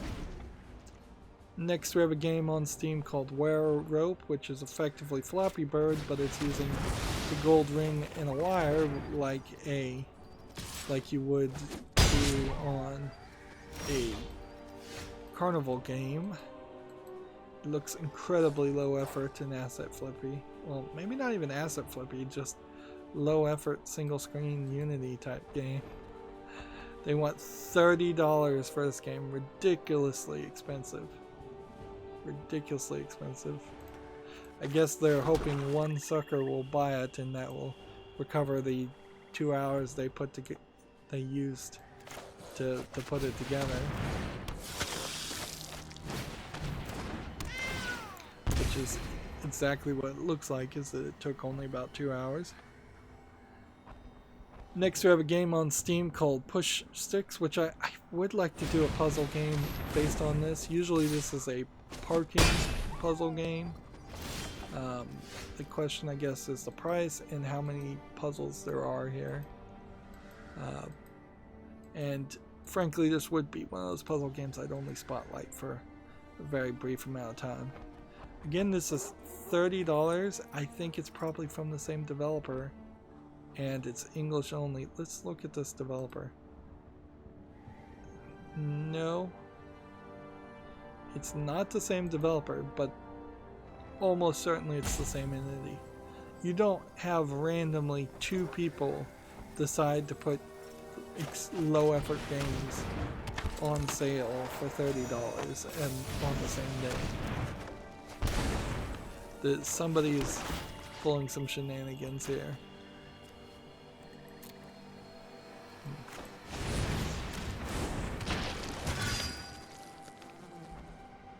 Let's see. Do I want to attack? Yeah, let's go ahead and attack. I might actually win this if I can succeed.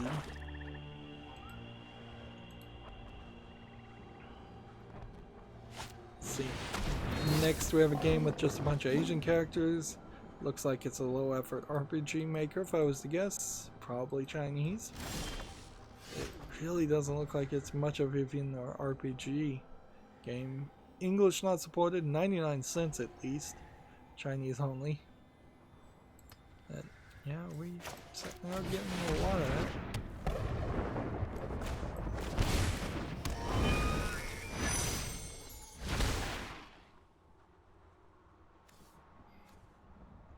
I don't think I can do anything more.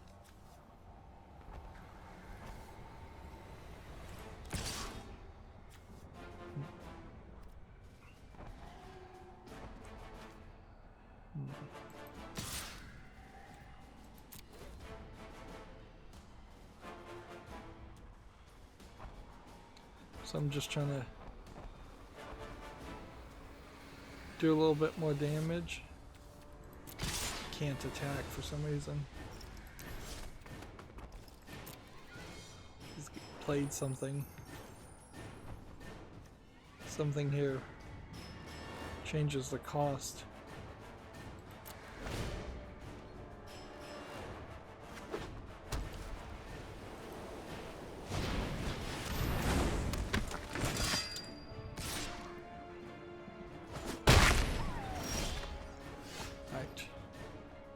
Last chance.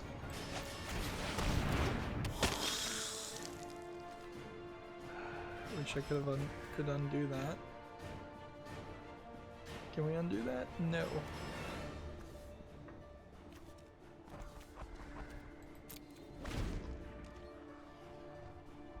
So this guy's just gonna attack me twice and win.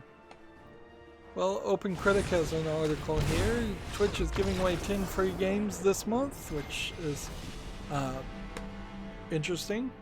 I suppose the games are Dendera, Anarcute, Kingdom New Lands, A Normal Lost Phone, Splasher, Enter the Gungeon, Ape Out, Gato Robot, Roboto, and Heave Ho. Ape Out is interesting because it was also given away for free on the Epic Store, so I think in general it just kind of failed as a game, and so they're giving it away on everything. But it is an interesting point that if something's given away on one platform, there's a decent chance that it is getting given away on another form. And then as I was scrolling down here you have about the authors, and then here you have a anime character. Michelle Ariata. Not really professional person, frankly. You probably shouldn't have an anime character if you're being a professional reviewer on Open Critic. For as ugly as some of the guys on Tech Raptor sometimes look in their headshots, their pictures, at least that it's real pictures of them. Of course, I guess that is also the pot calling the kettle black, since I don't use an icon or a picture either, and I claim to be somewhat of a video game journalist. I just use a logo.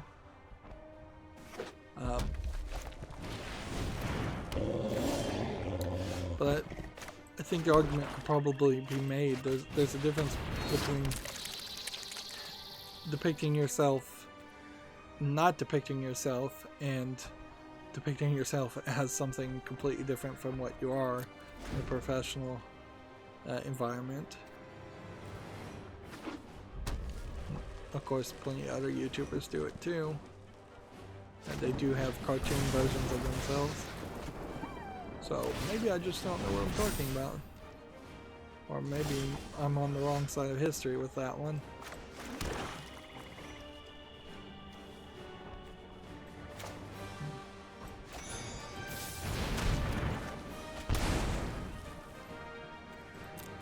Let's see. Next we have a game on Steam called Gene Rain Wind Tower, which is already mixed. This must be a free-to-play like game that is a Battleborn clone, and it must just play terribly. Saying it's an RPG. It's $10.39 with a couple bits of DLC that seem to be not available for purchase. It's Chinese. That's probably the main problem.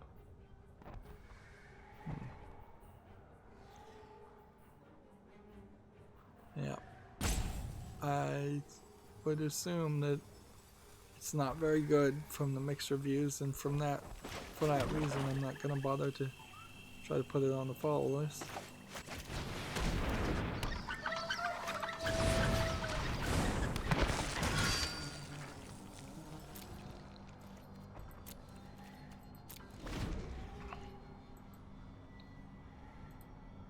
We have about 25 more games to talk about. We've already been going 2 hours, and then there's plenty of victories I'm not getting. I guess on the weekend I probably won't try very hard to play any extra Magic, and then once Monday starts we'll try somewhat hard to get those 10 daily quests. I think that's somewhat of a middle step that can be done without taking too much time, but certainly Magic is probably taking up too much time, even when I'm mostly ignoring it. This guy has no other cards, it looks like, so let's go ahead and attack. No other creatures.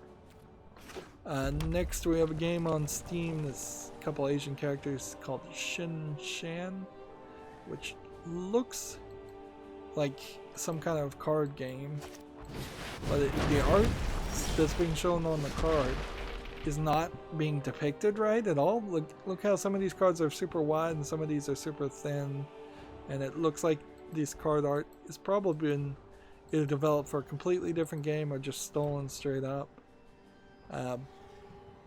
This is early access, English not supported, $2.99, single player only, Chinese only. So there really is no reason why you would want to play an ugly looking collectible card game that is single player only.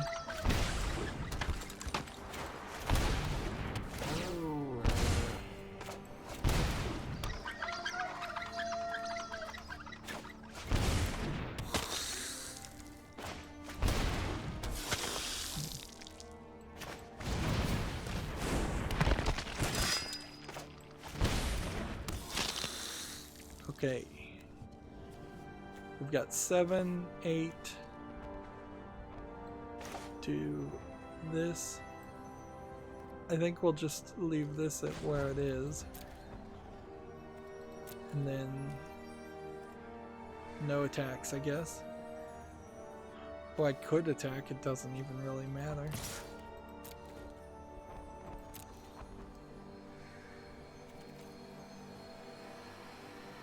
see. Next we have a game on Steam called Airborne Trials, which looks to me like it's probably just a collection of shapes. But maybe it's a jumping game? Like, I would need to see this in action to even figure out what you do. And like, yeah, it does seem like you're just jumping. It's just a parkour game. It's early access, $5.99, English only, third party ULEF for no reason. It's not anything. I'll go ahead and play this.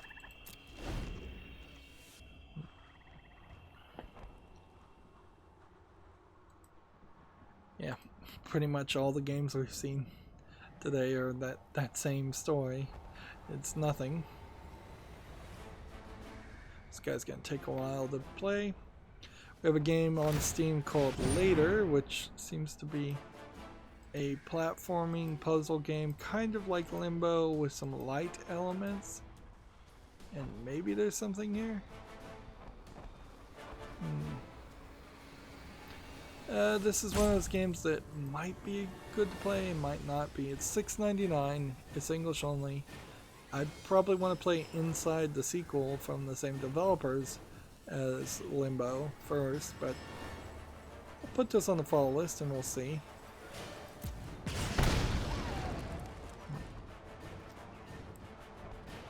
See what other people have to say.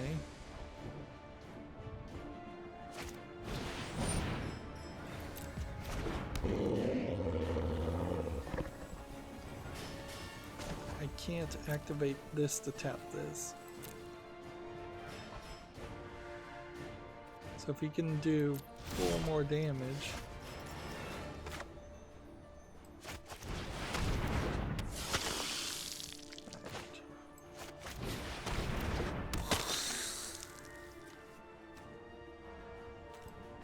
This should win the game for me.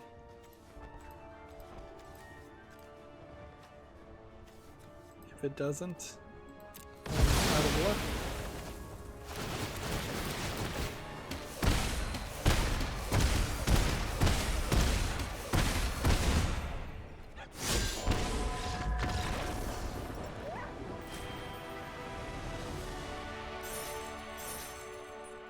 But you can see I'm slowly falling behind, even in my victories. I'm not getting ahead. I need a good win streak of 2 or 3 victories, not just one.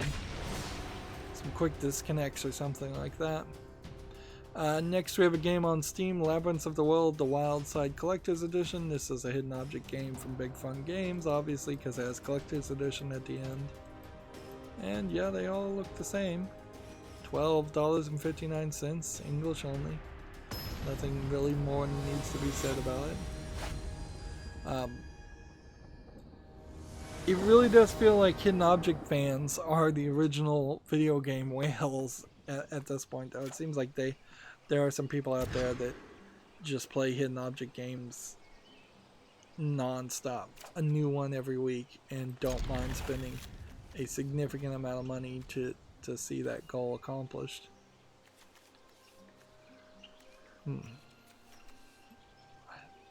Can't really get rid of that, so we'll do that and hope that's the right one.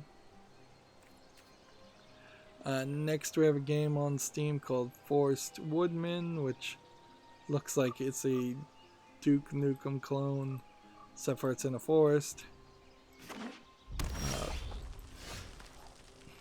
Yep.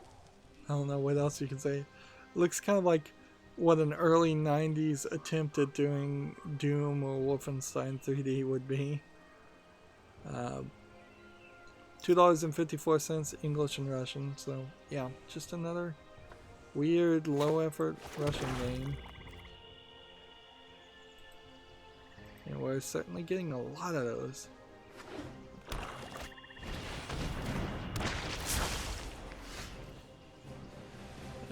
Next we have a game on Steam called Rainbow Dreams. And by the look of the animation style, this looks like a Japanese visual novel of actual interest. Visual novel, anime cute.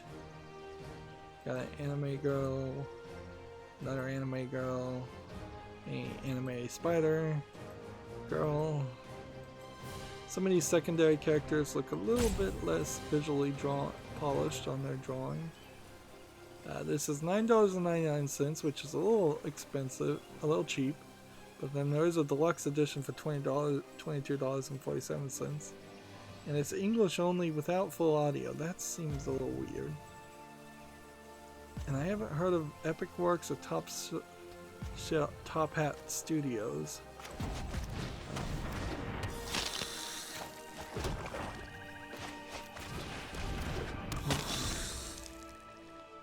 So I'll put this one on the follow list, but it might be that it's not much of a visual novel or not super well received. But the animation does look good, so I can only just blindly speculate.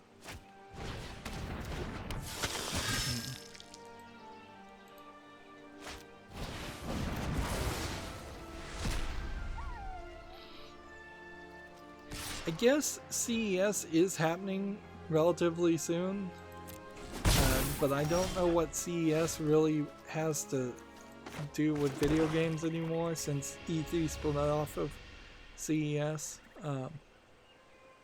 So, like, it's theoretically possible that the PlayStation 5 or the Xbox Series X came out at CES instead of E3. Or some other actually important gadget or actually important bit of computer hardware got announced at CES, but I don't really think that's the case. CES has for many years been completely unimportant to anybody except for the most hardcore gadget people. The Consumer Electronics Show not being super successful when there's very few consumer electronics people want to buy. Moving on, Gamasutra has an article, the best of 2019, the top 10 game developers of the year. Again, Gamasutra putting out their 2019 end of the year content the week later. I don't see why you would ever want to name specific companies, and I mean, this is at the core of it the problem with corporations in general. Instead of saying somebody at Game Freak did a good job making Pokemon Sword and Shield, which would be debatable by many people, you're saying Game Freak as a corporation is the entity that should get the rewards and the applause, and that's just wrong. It's just morally wrong. It's mentally wrong. It's stupid. In general, it's not the way to reward things. If anything, video game sites, and particularly Gamasutra with their GDC, they know the names of the developers of games. If anything, they should be working very hard to applaud the efforts of individual developers, and not just indie developers, but I mean the programmer on Sword and Shield should get the applause and the fame if they did something good in Sword and Shield with the programming, which I don't think they really did. On top of that, that list of game companies really was just a list of probably people who fund GDC, if I was to guess. And probably just a list of affiliates.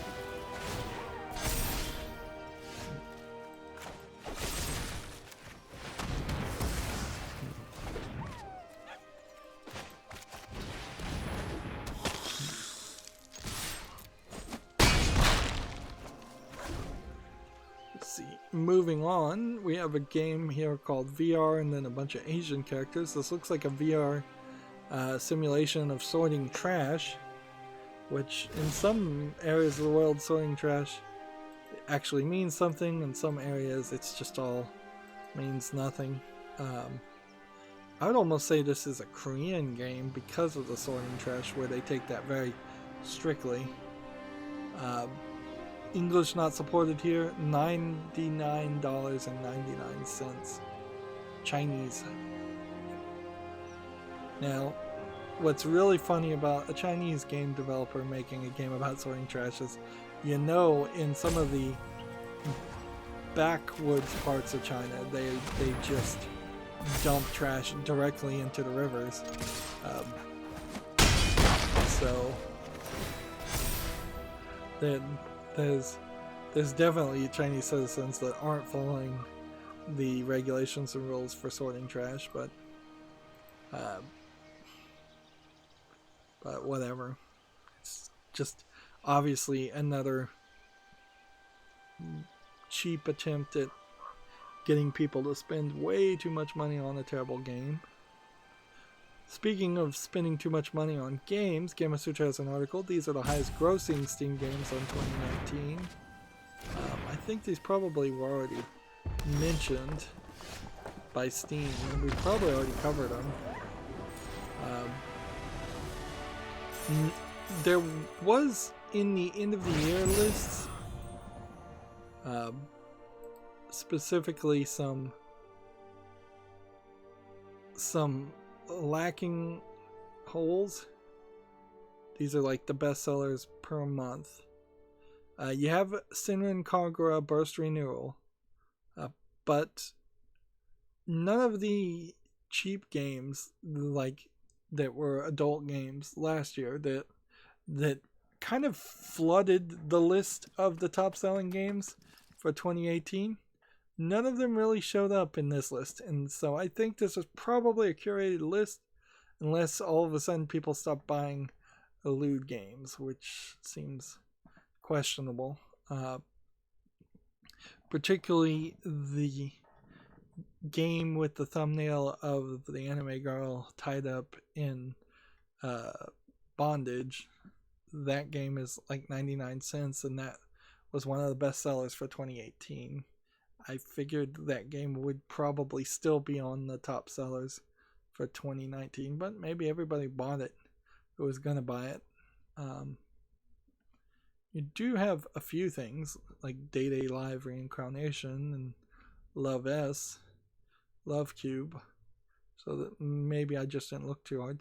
Custom Order Made, I believe, is full on a sex game that you have to patch. So, yeah, there are some. I just didn't see them the first time, I guess. But nothing super surprising, although, you know, some of them kind of surprising. I'm surprised, if anything, the fact that this game, AI Sumner, the Somnimium Files, was a top seller for September. That probably means not much came out in September to compete with it. I'm glad to see River City Girls as a top seller, but I'm also surprised. Blasphemous was promoted. Yeah, there definitely were months, if I went through this list a second time, where I could point out that no AAA games worth mentioning came out at all. Like Halo Master Chief Collection came out in December, and then Jedi Fallen Order came out in November, and let's ignore WWE 2K. Indivisible has been super hyped, but that's not really a AAA game.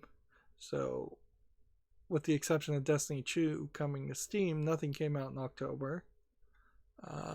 Greedfall's not big enough. Code Vein's not big enough. Gears 5 is, I guess, big enough, but it also kind of isn't worth mentioning. Like, I'm already at the point where it doesn't really feel like I need to cover Gears 5. Let's see, is there anything in August? I don't see a single game in August worth mentioning. Age of Empires is the biggest game for August. And then anything for this month? July? No, nothing big came out in July.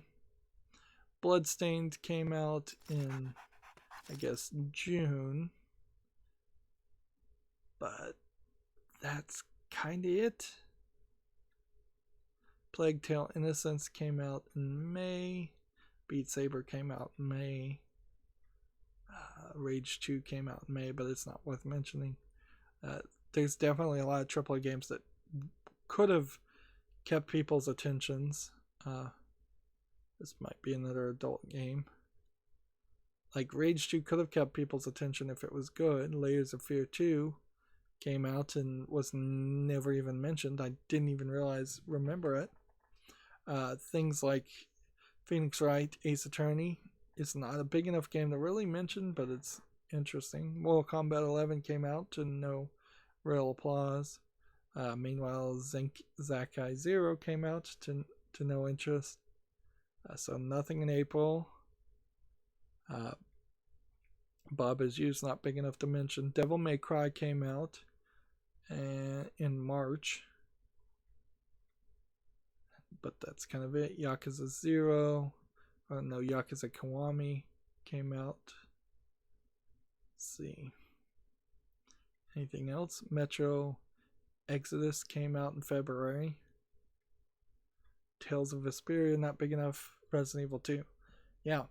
It really feels like Resident Evil 2 was the big game for at least half of the year. Whereas, like Catherine Classic, not big enough to mention.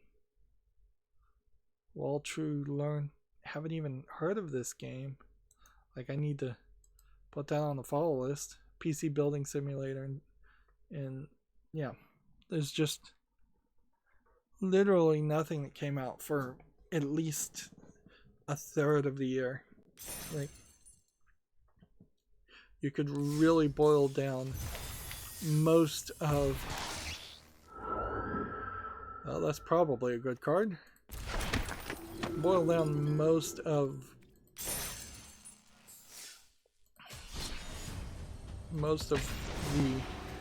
the entire year down to Resident Evil 2. If you'd just bought Resident Evil 2 in January and played it over and over again, you probably would have been pretty happy. Let's see.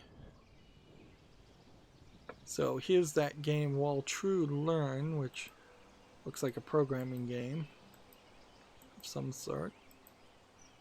It's rated very positively, so I'd be interested in checking it out. $12.99, English and a bunch of other languages, although the languages are kind of a red flag with them being Russian and Korean and Hungarian.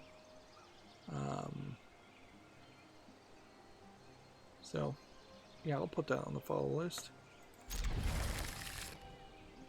Now I'm going to try really hard to wrap up this stream. We may even have some games left over. Gamma Sutra has an article here. The Witcher 3 hits a new peak player record on Steam in wake of the Netflix show. Which, okay, yeah. Although, in fairness, I think it is worth mentioning that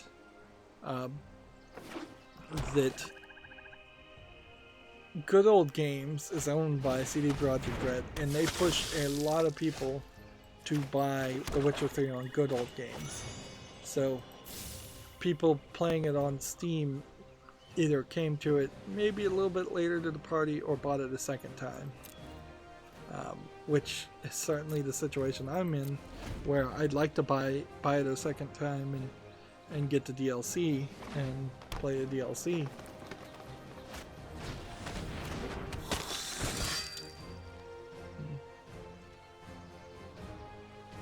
Let's see. Gamatsu has an article here.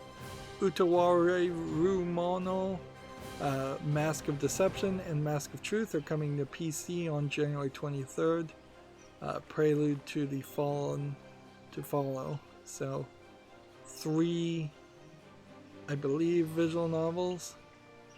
coming in the Utuware Rumano series. I believe I'm pronouncing that somewhat right.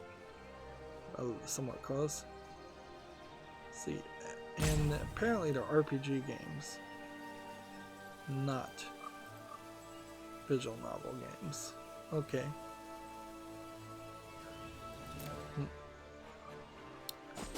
There is something I think that could be said that I've kind of dropped the ball on even figuring out what the good and important JRPG games are, because it literally could be this series that I'm talking about, the Utuware Romano series, or it could be that series is insignificant and doesn't matter at all, and I really wouldn't even know the difference.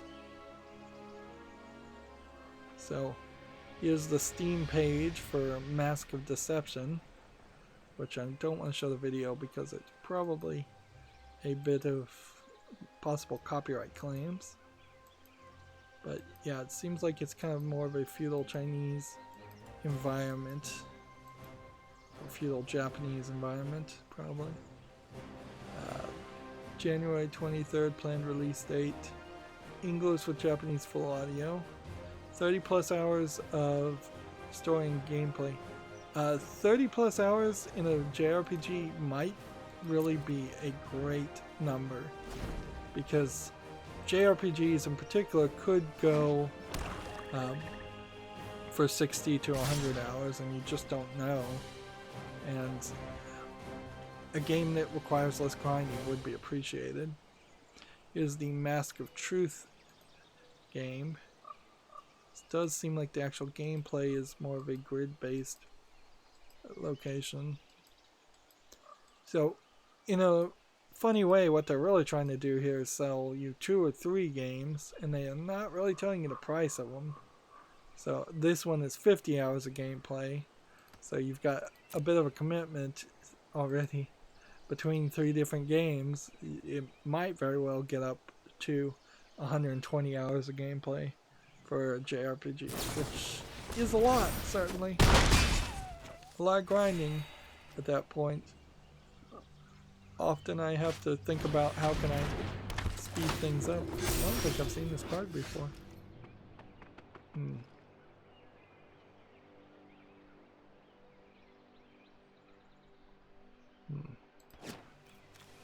Let's see, play this. And kill this. And then put this on the field. And then attack. Next we have a game on Steam called William's Love Prelude, which looks like it's kind of a anthropomorphic cat RPG game, or fox character RPG games. I guess they're foxes.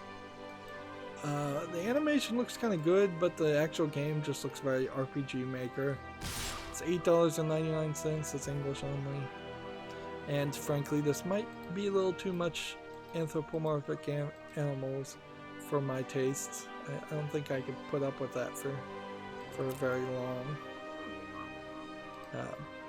Like maybe 1 or 2 characters in a group, but for the entire game to be the focus, it really gets into such a niche fandom of probably furry people.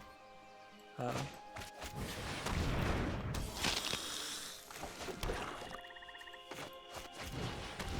go ahead and play that. Then go ahead and attack with that. Next we have a game on Steam called Guardian of Rings, which looks like a low effort asset flip fantasy game. $2.39 discounted, English only, bunch of achievements with numbers in them, which is typical for an achievement game.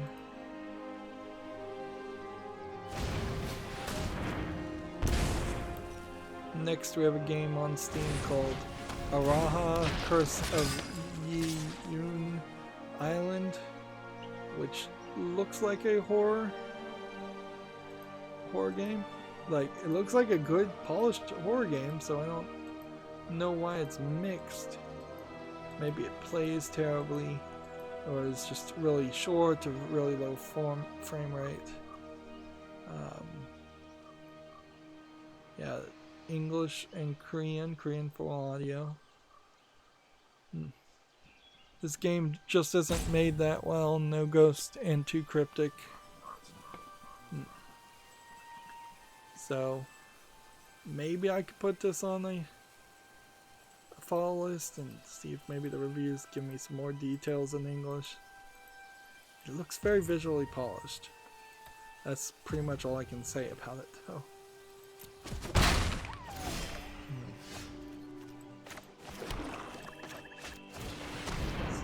Black and black. Attack with this and go.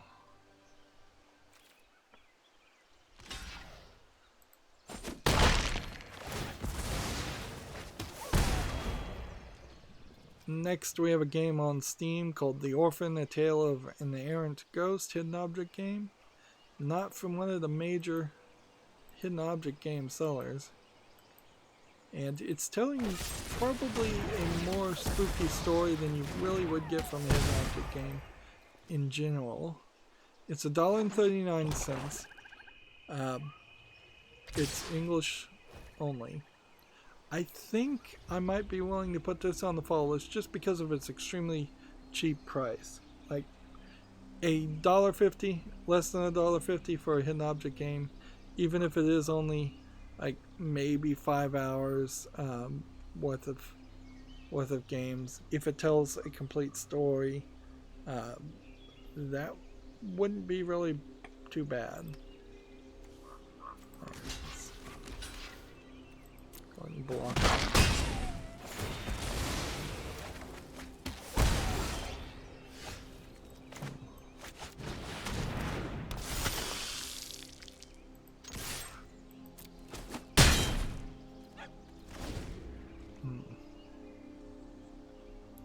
Not sure I'm gonna actually get through all of this.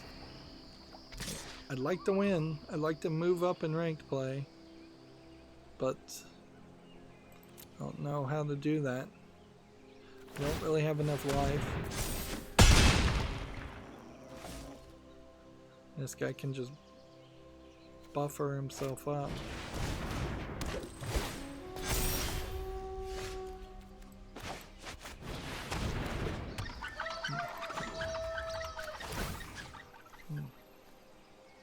Alright. So if I do no attack, that's probably wrong. So I'm going to do one attack and see if he wants to defend or not. He probably should defend. Then I end the turn. And then I use this to tap him.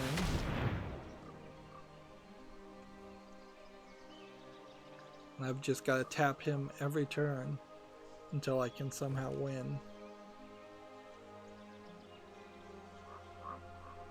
Which is going to still be a big somehow. Let's see. Gamatsu has an article here. Void TRLM / void terrarium details resources, customization, and diseases. I have no idea what this game is though. Like, it's not really even showing me much details. It looks like it's some probably low effort Switch esports game. Well, that's weird. Maybe I have seen a game like this.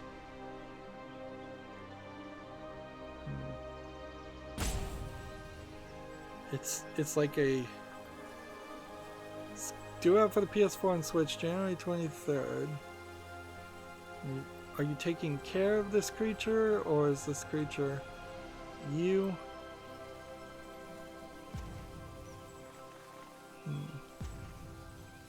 Does seem weird. Whatever. I mean, That's probably stating the obvious, but boy does that seem weird. Okay. Next. I've got to attack with one of these. Probably shouldn't have attacked with one of these because now he's going to attack me back.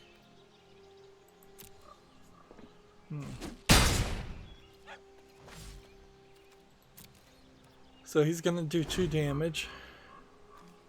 Even if I play right here.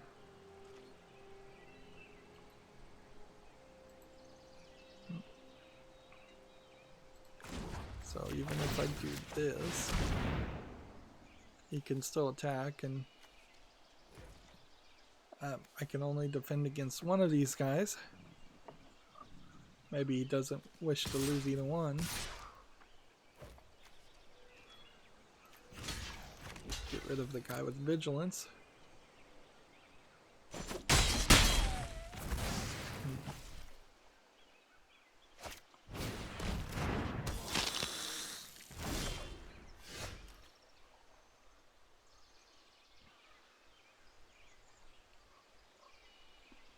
Just check to make sure this is YouTube family friendly. Draw a card.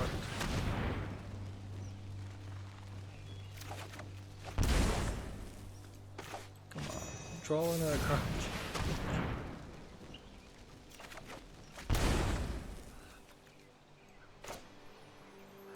This on the field.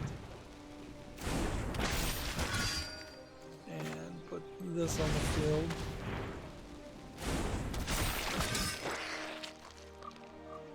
And then do no attacks.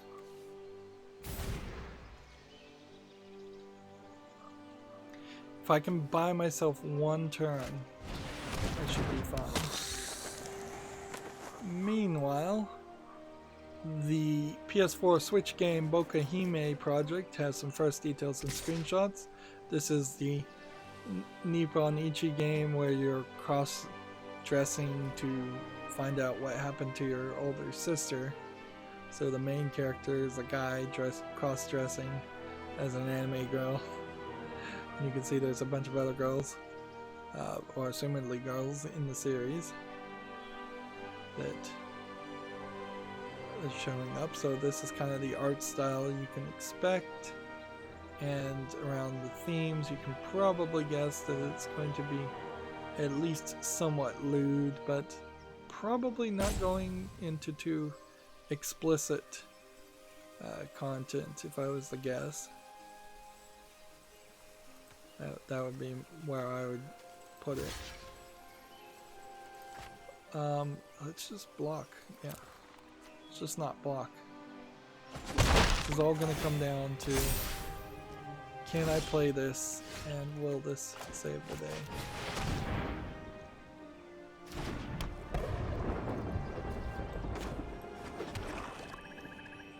Right.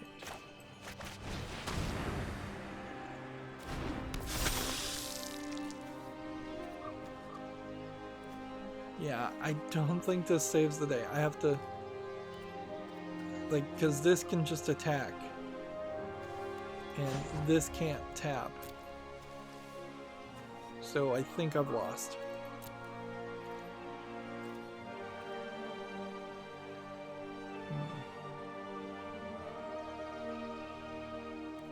So what do? We do all attack just for the fun of it?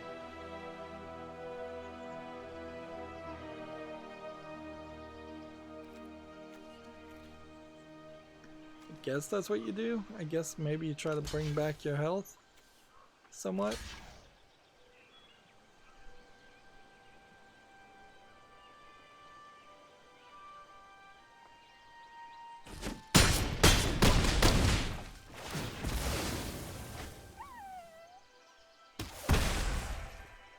I mean, that does allow me to put 1 more person on the field.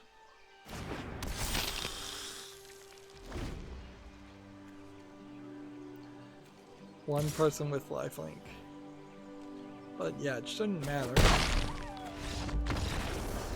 Should just lose. I think I've had enough as far as playing Magic today. 5 victories is not the 10 victories you need, and 5 out of the 15 for the week is fine. So let's just focus on the news.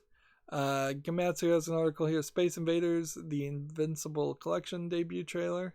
So there's a new Switch Space Invaders game, which is a collection of, looks like a lot of the Space Invaders spin-offs, of which I don't think many of those are particularly great, but it is interesting to have like the original version and then the color version and then part 2, which is probably least known, although some of these other ones are probably pretty well unknown also. Even in a collection like that, this is selling for like $52, 5,200 yen, which is a little too expensive for a Western perspective, and probably right on the money of what they charge in Japan, because I'm sure they charge everything. Let's see.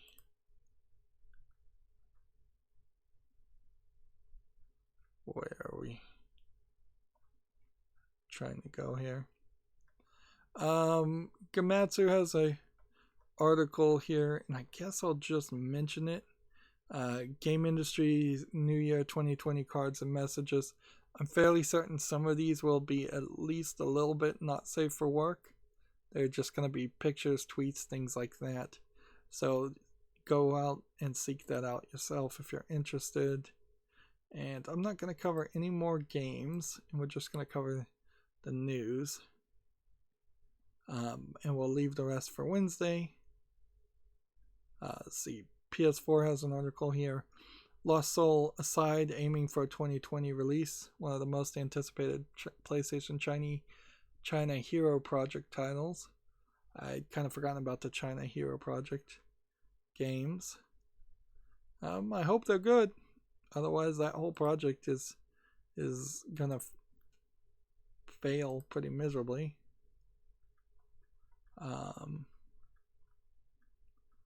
Yep. Major Nelson tweeted out that Bayonetta for the Xbox 360 was released 10 years ago today. You can still enjoy it on Xbox One via backwards compatibility. And he put out the picture of Bayonetta. So, yeah. 10 years. It's been 10 years. It's been a long time. Let's see.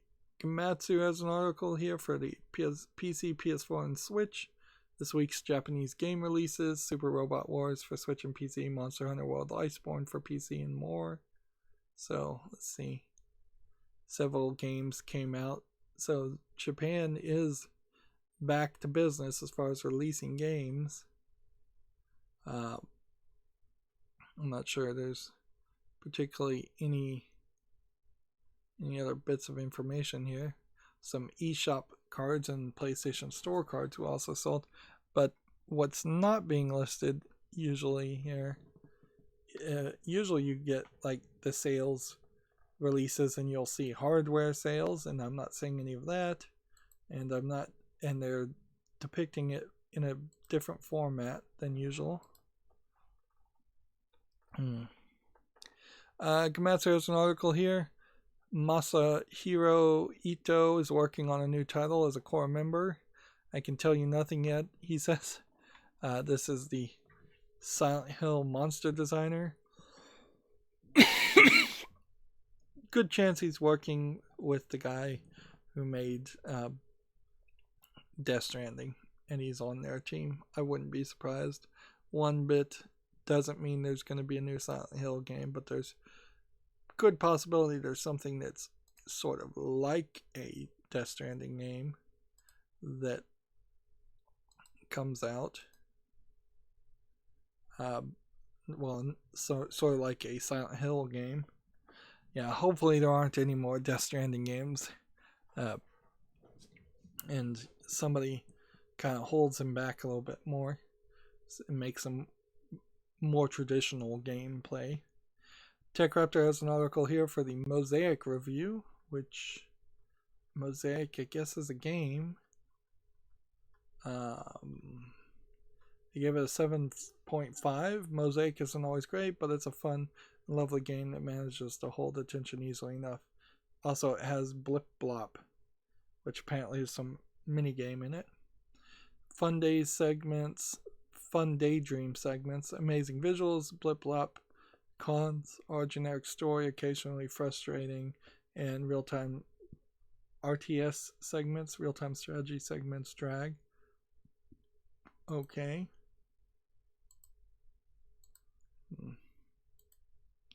Well, is this page going to load? Alright, here we go. TechRaptor has another article here. Iran-based developer summoned to court over Children of Morta. I doubt this has much, if anything, to do with current relations between the United States and Iran, or Iran and the rest of the world. I imagine this has more to do with probably specific grievance between the creators of Children of Morta and this company. Let's see. Dead Mage Studios head speaks. The team that led the Iran-based indie studio Dead Mage announced today that his team was summoned to Iranian court over non-compliance of Islam within their game Children of Morta. So, this has nothing to do whatsoever with the West, so much as Dead Mage made a game Children of Morta. People like that game, but because they're in Iran and because they're Iranian, they're under Islamic law of some sort, whether that's Shia law or something else, and thus anything you try to do creative is going to be challenged and probably determined to not be within the law. This is inherently the problem of trying to be creative in a theocracy, or in general just living in a theocracy and being held to strict religious standards. Let's see. Complaint that the game includes dancing, lack of hijab, lack of praising for God, use of magic for fighting demons, and also a burial not complying with Islamic law. Apparently this tweet has now since been removed. This is a problem. I feel like I even mentioned when I first heard that there was an Iranian company, and maybe it wasn't Dead Mage Studios, maybe it was a different one, that just doesn't make any sense. This would be my attitude, frankly, for any Middle Eastern country, including like Israel under like mostly Jewish law. It's just like when you have such a deeply religious focused government, you can't be creative, and that's kind of why kind of my problem with China in a lot of ways too, although in China their religion is the state of China. It's communism, but it severely limits the number of places where a game could even be created, which severely then limits the viewpoints and perspectives from which a game can be created, which sucks. It sucks particularly well when you see that Children of Morta seems like it was a good game, well received in the West, and was programmed well. So there are skilled, talented people out there that very possibly would have to flee their entire country and change their entire lives and lifestyles just to make art, and that's messed up and wrong. Of course, I could go into a longer rant there, but I don't feel a real need to. Let's see. Gamma Sutra has an article here. Analysts say free-to-play games pushed digital game spending over $109 billion in 2019. Shame on anybody who paid for free-to-play stuff, although, in all fairness, I guess I did that for MTG Arena, so I'm not blameless. Gamatsu has an article here. Labyrinth of the Witch is coming to PC January 20th, a dungeon exploration RPG that's currently available for Switch, iOS, and Android. So it's getting ported, basically. Doesn't look particularly interesting, so It's not something I think I would spend any more energy on. And then Gamatsu has an article here. Higurashi When They Cry, new anime project has been announced. There are several Higurashi When They Cry video games out there as visual novels, I believe. So there's a trailer here. I will leave it to you to find that trailer and watch it if you want to, because it's very possibly not YouTube family friendly. TechRaptor has an article. NVIDIA announces and the Asus Republic of Gaming, is that what that stands for? Swift 360 hertz monitor for esports. So like 3 times as fast as a 120 hertz monitor, and arguably I don't think you really even need 120. I think you could probably get away with just a really good 60, maybe 144 hertz monitor for the rest of your life. Unless you are an esports person and money's no object, then it probably is fine. Which that then brings me to the Humble Bundle. Let's see if there's any new Humble Bundles available. Looks like maybe a new Humble Bundle will start in a day or 2, maybe 3. But yeah, there's no games bundles right now. And then if that brings me to my Twitter feed, let's just scroll down somewhat more. There was a TechRaptor article here. Destiny 2 Stadia player base reportedly has dropped more than 50% in a month. Nobody's playing Stadia. Rebel Galaxy Online put out an FAQ about when it is going to launch on Steam, which I guess that might be important information to talk about on Wednesday. Let's see. Crytek wants to dismiss its own lawsuit against Star Citizen's developers. They must have come to some kind of agreement, or they must have realized that they were going to lose. See, TechRaptor has an article here that says DICE will probably rebrand, says the incoming studio head Vince Zampella. Let's see if there's any other bit of games or news. Let's see. Kerbal Space Programmer developers announced a new Balsa model flight simulator title. Balsa model? I don't know what a Balsa model is, but it sounds like it's probably a wooden toy airplane. Oddworld Stranger's Wrath HD for Switch launches January 23rd. 23rd is probably the point when games are going to start coming out for real. The House of Fate Morgana Dreams of Revenants edition is coming to the Switch, which I think that is a visual novel. EA announces an international Apex Legends Global Series. We are actually getting news. Let's see. Gamma Sutra has a video blog. Historians discuss Assassin's Creed 2. That's probably a very old one. Let's see.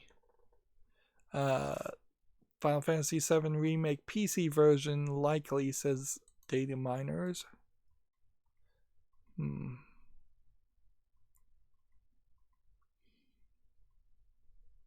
Let's see.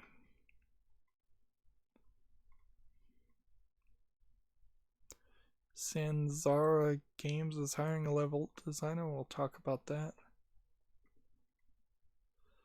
Call of Duty Jetpack's unlikely to return anytime soon.